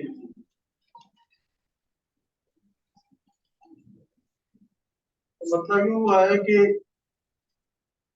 ख्वाहिशें ले आई हमको आज ऐसे हाल में, ख्वाहिशें ले आई हमको आज ऐसे हाल में, ज्यों शिकारी खुद फंसे अपने बिछाए जाल में। शुक्रिया। ख्वाहिशें ले आई हमको आज ऐसे हाल में, ज्यों शिकारी खुद फंसे अपने बिछाए जाल में, और बांटता रहता है वो तो इस जहां को चांदनी, बांटता रहता है वो तो इस जहां को चांदनी, दाग फिर भी लग गया उस चांद के ही भाल में, दाग फिर भी लग गया। और देख कर इंसान को हर जानवर हैरान, देख कर इंसान को हर जानवर हैरान है, मात उसने कैसे दे दी हमको अपनी चाल में। बहुत शुक्रिया, बहुत शुक्रिया, बहुत शुक्रिया, बहुत शुक्रिया। देख कर इंसान को हर जानवर हैरान है, मात उसने कैसे दे दी हमको अपनी चाल में। और तितलियों के पंख छलनी भौरे भी गमगीन हैं, तितलियों के पंख छलनी भौरे भी गमगीन हैं, शूल अब उगने लगे गुलदावरी की डाल में, शूल अब उगने लगे। और मन का सहरा, सुनिए, मन का सहरा खुशबुओं से तर गुलिस्तां हो गया, मन का सहरा खुशबुओं से तर गुलिस्तां हो गया, जब हमारी ही गजल उसने पढ़ी सुल्तान है, जब हमारी उसने पढ़ी। और शेर यूं हुआ है कि कह रहे हैं चलने को पाँव में पत्थर बांध कर, कह रहे हैं चलने को पाँव में पत्थर बांध कर, राहबर कैसे मिले ये हम फंसे ब्रह्मजाल में, राहबर कैसे मिले ये हम फंसे ब्रह्मजाल में। और गंद बारूदी भरी जिसने फजा में 400, जानवर कैसे घुसा उस आदमी की खाल में। और मत्ते का शेर है, मेरी एक आधी गजल होगी जिसमें मक्तानिया प्रेम नाम का मैंने बहुत फायदा उठाया है। तो मत्ते का शेर शुमार करते हैं कि दिल कशी ने साथ छेड़ा कह कशों का रक्ष है, दिल कशी ने साथ साज छेड़ा कह कशों का रक्स है, आ गया है प्रेम जब से है खुशी चौपाल में, आ गया है खुशी चौपाल में। और गजल में करूं, देखिए मैं मतला छोड़ता हूँ कि मैंने हौसले मतला दिया, इसमें थोड़ा सा विवाद हुआ था, इसलिए मैं उसको मतले के तौर पर पढ़ा। यहाँ से सुनिए काफी। जमाने में जिनको जमाने लगे हैं, जमाने में जिनको जमाने लगे हैं, हमें आज वे आजमाने लगे हैं, आज वे। मैंने कहा भोपाल की शादी में पढ़ी थी, तो जो आयोजक बम्बई से आए थे उनका भोपाल में आयोजन किया था, तो वो कहते हैं यहाँ तो बंदिश जमाने की हो गई। गलत कह रहे हैं, आजमाने को तोड़ा नहीं जा सकता, इसलिए मैंने खास तौर पे आज अदीबों की महफिल है, यहाँ पढ़ा, इस बात को आप समझ सकते हैं। जमाने में जिनको जमाने लगे हैं, हमें आज वे माने लगे हैं, हमें आज वे। अब घर उनका बगल में है, घर के हमारे, घर उनका बगल में, घर के हमारे, पहुंचने में लेकिन जमाने लगे, पहुंचने में लेकिन जमाने। सितम ख्वाहिशों का डराता नहीं अब, सितम ख्वाहिशों का डराता नहीं अब, मेरे पाँव चादर में आने लगे,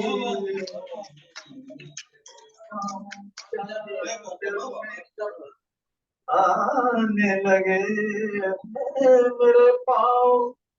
और अगला शेर है ये, लखनऊ में अखबारों के हेडलाइन बनाता है ये शेर, विकास करते समय। सुरपुना वो कैसे सुधारे यहाँ,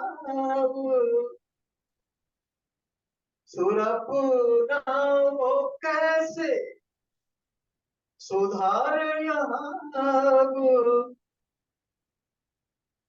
ये कोयल को कौए बताने लगे, कोयल को कौए बताने लगे हैं। और नजर आ रही बसी आईनों की, वो चेहरे पे चेहरा लगाने लगे। और बाकी शेर छोड़ देता हूँ, 150 शेर हुए इसमें 10 गजलें हुई हैं दोनों शेर की।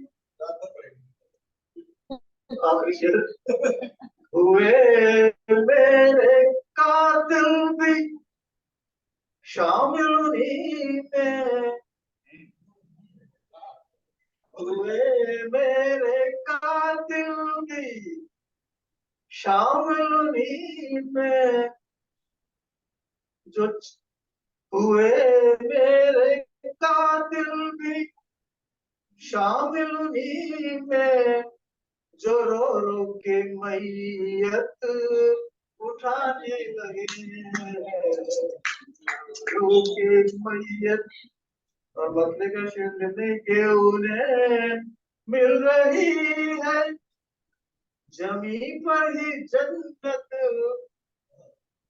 उन्हें मिल रही है जमी पर ही जन्नत, गले प्रेम को जो लगाने लगे। बहुत बहुत शुक्रिया, अभी आप लोगों को सुनना है। तो शायर को एक बार माइक मिल जाए सोचने का मन क्या होता है। बहुत बहुत शुक्रिया, लेकिन मैं बार बार बधाई और साधुवाद देता हूँ प्रज्ञा जी को, और शुभकामनाएं पूरी प्रज्ञा साहित्य समिति को जो आपने पुनर्जीवित किया है। हमारी सारी शुभकामनाएं हैं कि दिन दूनी रात चौगुनी प्रगति करे। एक शेर अर्ज किया, विश्व रिकॉर्ड बनाएगा, बन चुका है, अभी उन्होंने सबमिट नहीं किया है। बहुत बहुत धन्यवाद।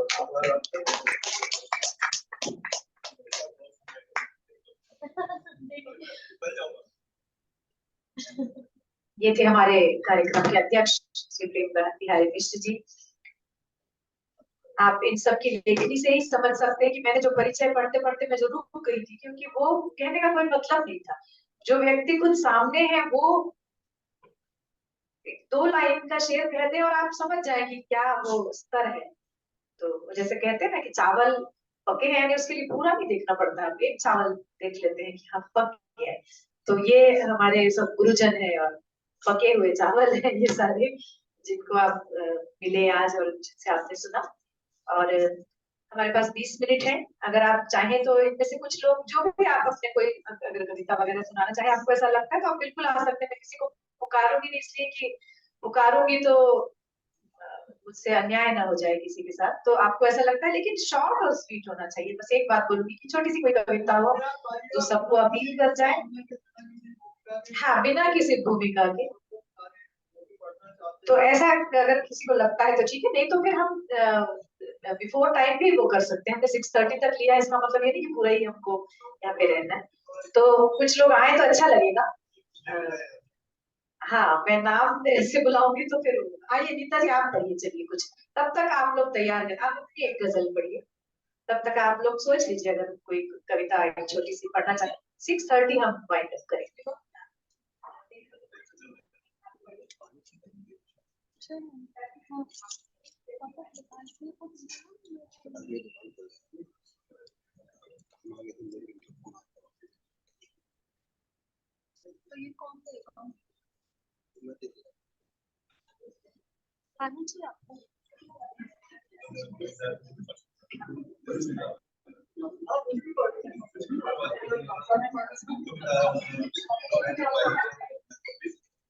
चलिए हम प्रज्ञा साहित्य समिति के अध्यक्ष श्री सुरेंद्र रावल को सुनते हैं, इसके बाद फिर उन्हीं के आभार प्रदर्शन के साथ हम इस कार्यक्रम के फिर समापन की घोषणा कर। नीता जी, आप पढ़ना चाहिए कुछ इसके बारे में आपके पास?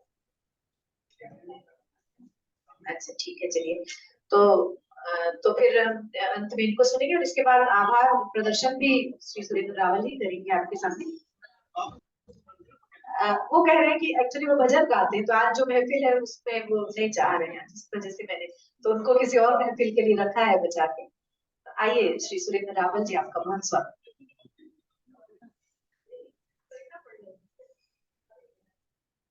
क्या है, एक बड़ी विचित्र सी बात ये हुई कि जब से मेरे दो मित्र, अब अग्रस्त बोलूंगा नहीं क्योंकि दोनों अनुजवत हैं। एक तो बहुत ही अनुजवत है, वो बलिया वाले मंगल पांडे है ना, और दूसरे जो दिल्ली वाले हैं वो भी इतने प्यारे छोटे भाई लग रहे हैं कि मैं क्या बोलूं उनको। और जब उनकी चीजें मैंने पढ़ी, वहां मुझे एक किताब दी उन्होंने, मुक्तक, और मुक्तक तो मैं हिंदी के छंद मानता हूँ। उनको पढ़ा मैंने तो देखा मैंने कि बाप रे क्या मुक्तक लिखे हैं। माने मुझे तो ऐसा लगा कि माने मेरी सारी पढ़ाई वढ़ाई जो है ना उससे बिगाड़ गई। क्योंकि उसका कारण बताए, एक तो पहली बात है कि उर्दू भाषा से हमारा कोई संबंध नहीं रहा। इसलिए नहीं कि उर्दू से कोई बैर रहा हो, क्योंकि हिंदी के शिक्षक थे, सीधे सीधे हिंदी पढ़ाते थे लोगों को। बीच बीच में क्या कुछ शायरों को जब सुन लेते थे तो थोड़ी बहुत कुछ कीड़े को बुलाते हैं जो है ना, आपको मैं सुनाऊंगा तो शायद आप मुझे पीटने लगे।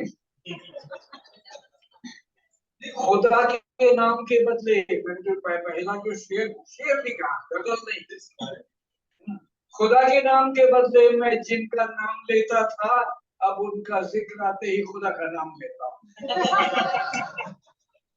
खुदा के नाम के बदले मैं जिनका नाम लेता था, उनका जिक्र आते ही खुदा का नाम लेता हूँ।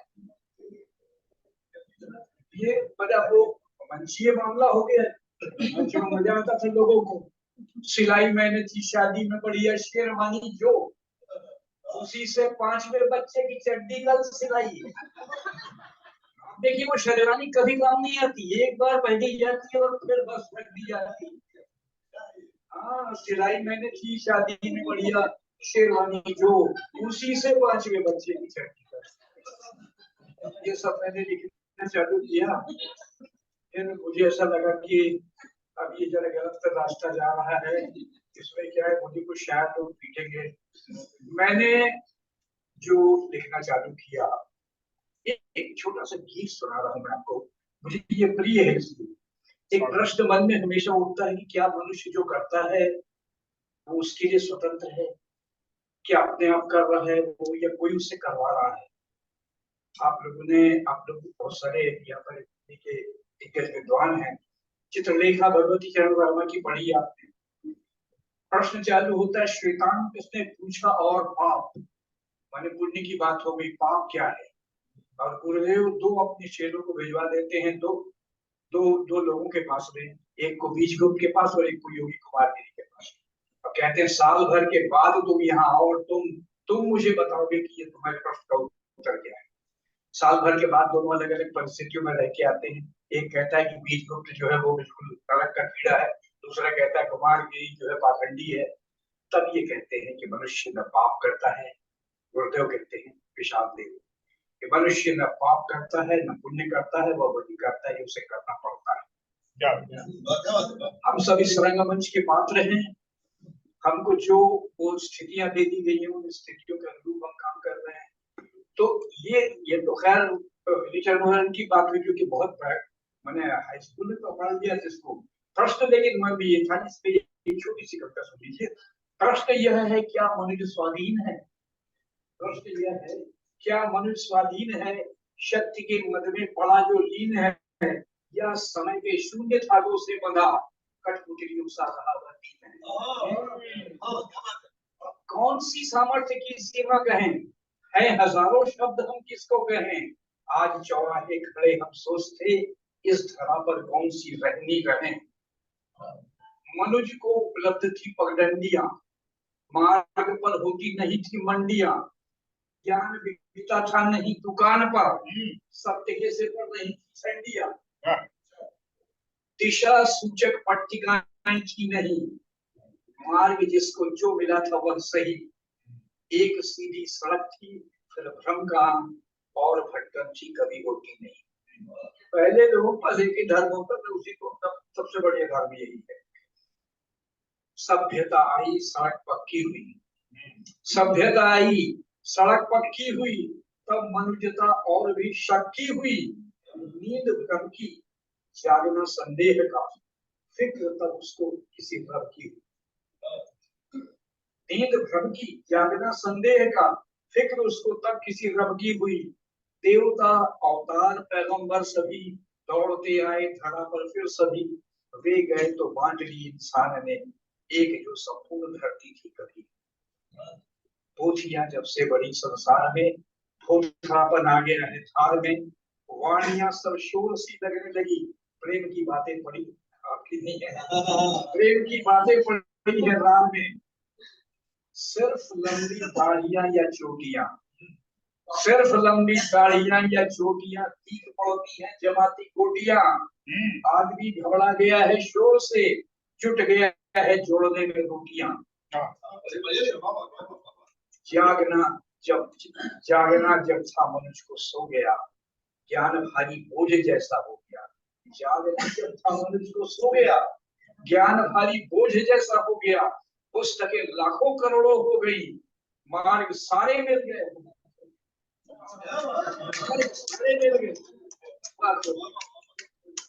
धर्म के ही नाम पर इंसानियत रक्त में डूबी नहाती ही रही। अर्थ को ही परम ईश्वर मानकर अर्थ ईश्वर का बुलाती ही रही। सोचना क्या मनुष्य को रह गया, जो बड़ा मझधार में वह बह गया। जान लो बस धर्म सारे एक हैं, पूछना मत कौन ऐसा कह गया। क्योंकि ये बता दूंगा कि कौन ऐसा कह गया तो फिर उसके पीछे धर्म चालू हो जाए। इसलिए सोचना क्या मनुष्य को रह गया, जो बड़ा मझधार में वह बह गया। जान लो बस धर्म सारे एक है, पूछना मत कौन ऐसा कह गया। प्रेम ही से जन्म है इंसान का, प्रेम ही वह द्वार है भगवान का। प्रेम को जिसने कभी जाना नहीं, सोच लो वह दूत है शैतान का। और अंतिम पंक्तियां है, एक ईश्वर एक ही तो ग्रंथ है। एक ईश्वर एक ही तो पंथ है। भिन्न चिल्ले एक ही तो ग्रंथ है।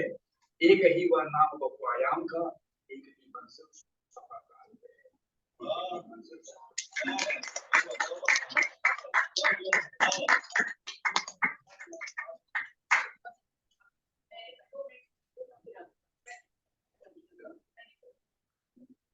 तो इसके बाद सभी चाहते हैं कि 6:30 वैसे भी होने वाले और इस सभा का हम समापन करें। एक स्वीट एंड में आके चीज खत्म हो जाए तो अच्छा लगता है, फिर उसका बहुत लंबा होना कई बार फिर अंत उसका बुरी हो जाता है। तो मुझे ऐसा लग रहा है कि बहुत अच्छी कविताओं और गजलें हमने कविताएं और गजलें सुनी और वर्षा से गीत सुना। बहुत अच्छा एक कह सकती हूँ कि गजल गाई भी गई, पढ़ी भी गई, दूसरों की भी पढ़ी गई, शेर कोट भी किए गए, पुस्तक की भी बात हुई, प्रज्ञा साहित्य समिति की भी बात हुई, एक शेर अर्जिया की भी बात हुई। तो जो हमारा उद्देश्य था वो सफल हुआ। आप सबके आने से मैं फिर आप सबको बहुत बहुत धन्यवाद कहूंगी, आप सब जो यहाँ आए।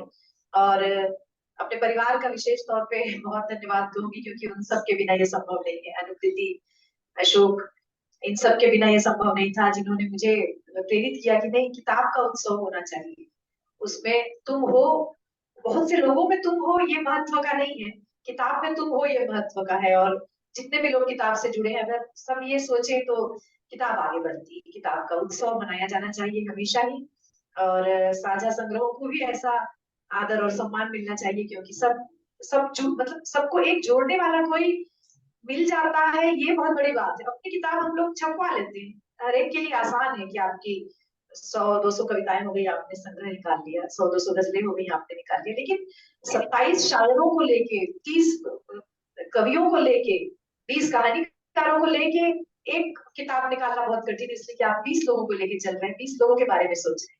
तो ये एक बहुत बड़ा अनुष्ठान था एक तरह से, जो बहुत सफल हुआ है। एक शेर अर्जिया के मंच को मैं यहाँ से धन्यवाद देना चाहूंगी कि मैं उसका हिस्सा बनी, उसके लिए बहुत धन्यवाद। आप सभी यहाँ आए, उसके लिए बहुत धन्यवाद। मेरे पिता, मेरे संगीत गुरु, मेरे साहित्य गुरु, उनका मैं धन्यवाद तो नहीं दे सकती, वो मेरे पिता हैं, उनको बारंबार प्रणाम करती हूँ कि आज मैं जो कुछ भी बोल पा रही हूँ, कह पा रही हूँ या लिख पा रही हूँ, तो वो उनकी ही देन है।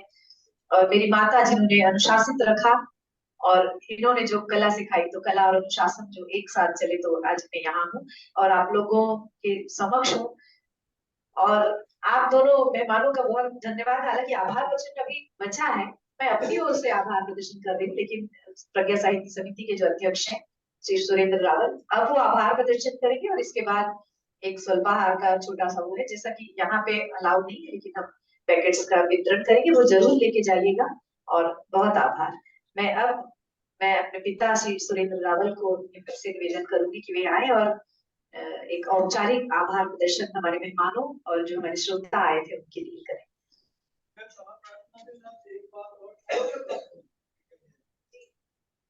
आपके अमेरिका में बैठ के हिंदुस्तान का सबसे बड़ा शायद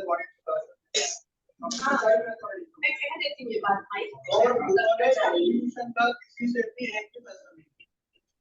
हाँ, ये सब, ये तालियां बजा सकते हैं इसके लिए आप। ये जो प्रेम बिहारी जी कह रहे थे, शायद जूम में न गए हो गई उनकी बात, क्योंकि माइक नहीं है वहाँ, कि प्रेम बिहारी जी कह रहे हैं कि अशोक जी का बहुत बहुत साधुवाद, जिन्होंने एक भी पैसा कंट्रीब्यूशन, 2 किताब निकली, किसी से नहीं लिया, और अकेले के दम पे मेरा ख्याल है मुश्किल से 10 या 15 दिन के भीतर सारे शायर के गजलें मंगा ली। और जहाँ 3-3 साल वाणी प्रकाशन में किताबें नहीं आ पाती, फ्लोर पे पड़ी रहती हैं, प्रकाशित नहीं हो पाती, उन्होंने सिर्फ एक रात में छाप के ये किताबें दी जो आपके सामने। और ये एक अच्छा संबंध ही कर सकता है, मतलब और कुछ नहीं कर, पैसा बहुत सी चीजें नहीं कर पाता जो आपके अच्छे संबंध कर पाते, और यही उसका परिणाम है। तो ये प्रेम बिहारी जी मिश्र जी अशोक सिंह जी के लिए कह रहे थे, और अब आप आइए। असल में ये नाम अशोक की महिमा है। आप वो क्या करें, वो जो है वो आपको कभी भी शोक में नहीं देखना चाहते, वो हमेशा आपको प्रसन्न देखना चाहते हैं, चाहे वो अशोक हो चाहे ये अशोक हो। बहरहाल यति जी एक केपी सक्सेना जी ने बहुत बढ़िया बताया। मुझे मैं सोच रहा था बचपन में मैंने कब पढ़ा था, तो हिम मानव, हिमालय के हिम मानव में यति का मैंने कुछ पुराने वो बनाए हुए चित्र भी देखे थे, लेकिन ये उनसे बड़े आदमी निकले। तो ये जो यति जी जो है, इतने इतने अच्छे शायर, इतने अच्छे कलाकार और इतने अच्छे वक्ता बोलने वाले। मैं सोचता हूँ कि मैं इनके आने के 15 मिनट के अंदर इनका फैन हो चुका था। ये इनके उनके पहले अपने मिश्र जी आए थे, आदरणीय मिश्र जी, इनसे बात करने के बीच में मुझे जो है ना पता लगा कि मैं कई चीजें गलत लिखता था या कई जगह पर मेरी गलती होती थी, किसी ने मुझे नहीं बताया। देखिए, रायपुर के किसी ने मुझे मेरी गलती नहीं समझाई, इस भाई ने 10 मिनट में एक्सक्यूज मी करके समझा दिया यहाँ पर ये गलती की है। तो वो जो है उसको वो ठीक होना बहुत आसान बात है, उसको कोई बहुत बड़ी बात नहीं की। मैंने वो लिखा था कि हाँ, वनों में वनों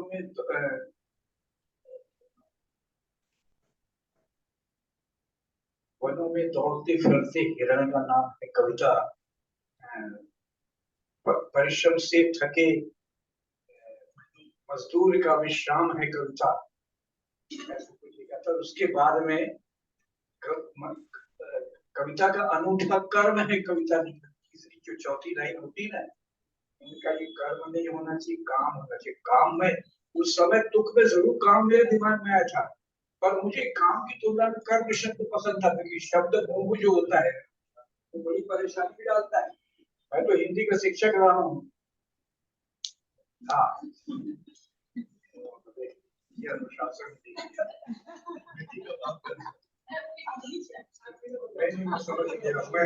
मैं भी उसी मम्मी का के द्वारा अनुशासित और इसीलिए खड़ा हूँ आप सबके साथ। चलिए, बहुत बहुत धन्यवाद भाई। के सक्सेना तो मेरे छोटे भाई हैं, तो बहुत प्यार करते हैं मुझको, और हम लोग परस्पर मिला करते हैं। पहले दूसरे से झगड़ा मेरा शुरू हुआ था, तो मुझे वृद्ध दिवस पर बुलाया था। मैंने कहा दिवस उन्होंने माफी मांगी। ये जो नीता जी है, ये तो बिल्कुल पुत्रीवत है, इन्होंने बिल्कुल पहले ही पापा जी शुरू कर दिया, तो मैंने भी इनको आशीर्वाद देना शुरू कर दिया। यहाँ बहुत सारी बहनें बैठी हुई है मेरी, इत्तेफाक से सभी छोटी बहन। एक जो है नहीं आई है, जो एक दिन आई थी बीच में, वो क्या नाम उनका, जो सबसे बड़ी है अपने, अरे वो आशा मनु जी। अरे उस दिन मुझे पता लगा उससे 1 साल बड़ी, मैंने तुरंत जाना था, ले लेके देख बहन बड़ी बहन जिसके बाद। तो मैं आप सबको, साहित्यकारों को, विशेष करके मेरे आकाशवाणी के वो लोग जो हमारे शब्दों को मोती बना देते हैं, हमारे शब्दों को हीरा बना देते हैं। हम तो काले अक्षर लिखते हैं, लेकिन आप उसको जिस मिठास से बोलते हैं और जिस मिठास से उसकी अभिव्यक्ति और लोगों के कानों में जाती, वो बहुत बड़ी बात होती है। कुछ यहाँ की आकाशवाणी से भी परिचय होने का मौका मिला, और नटवार जी वैसे यहाँ पर और दूसरे लोग जो है वो मेरे मित्र थे। तो मैं यहाँ पर अपनी बात समाप्त कर रहा हूँ, और उसकी अनुमति से, प्रज्ञा की अनुमति से इसके समापन की घोषणा करूं, और आप सबसे अनुरोध करूं कि आप जो हाँ, तो आप सबके प्रति मैं हार्दिक आभार व्यक्त करता हूँ, अपनी ओर से भी, संस्था की ओर से भी, और मैं सोचता हूँ पूरे साहित्यिक जगत की ओर से। रायपुर के लोगों के सामने ये लोग कहाँ जाएंगे, कहाँ आएंगे, सोचो ना। प्रज्ञा को बधाई दी जा सकती है, और मैं तो आशीर्वाद दूंगा। इनका आना बहुत बड़ी बात होती है। आपको आश्चर्य होगा कि कल से ये जब आए हैं तब से मैं अपने घर में नहीं जहाँ रहता हूँ, मैं इनके साथ हूँ प्रज्ञा के घर में। मैंने पहली बार जो है, वो कहते हैं लड़की घर में नहीं रहना चाहिए, रहने लगा। चलिए, बहुत बहुत धन्यवाद।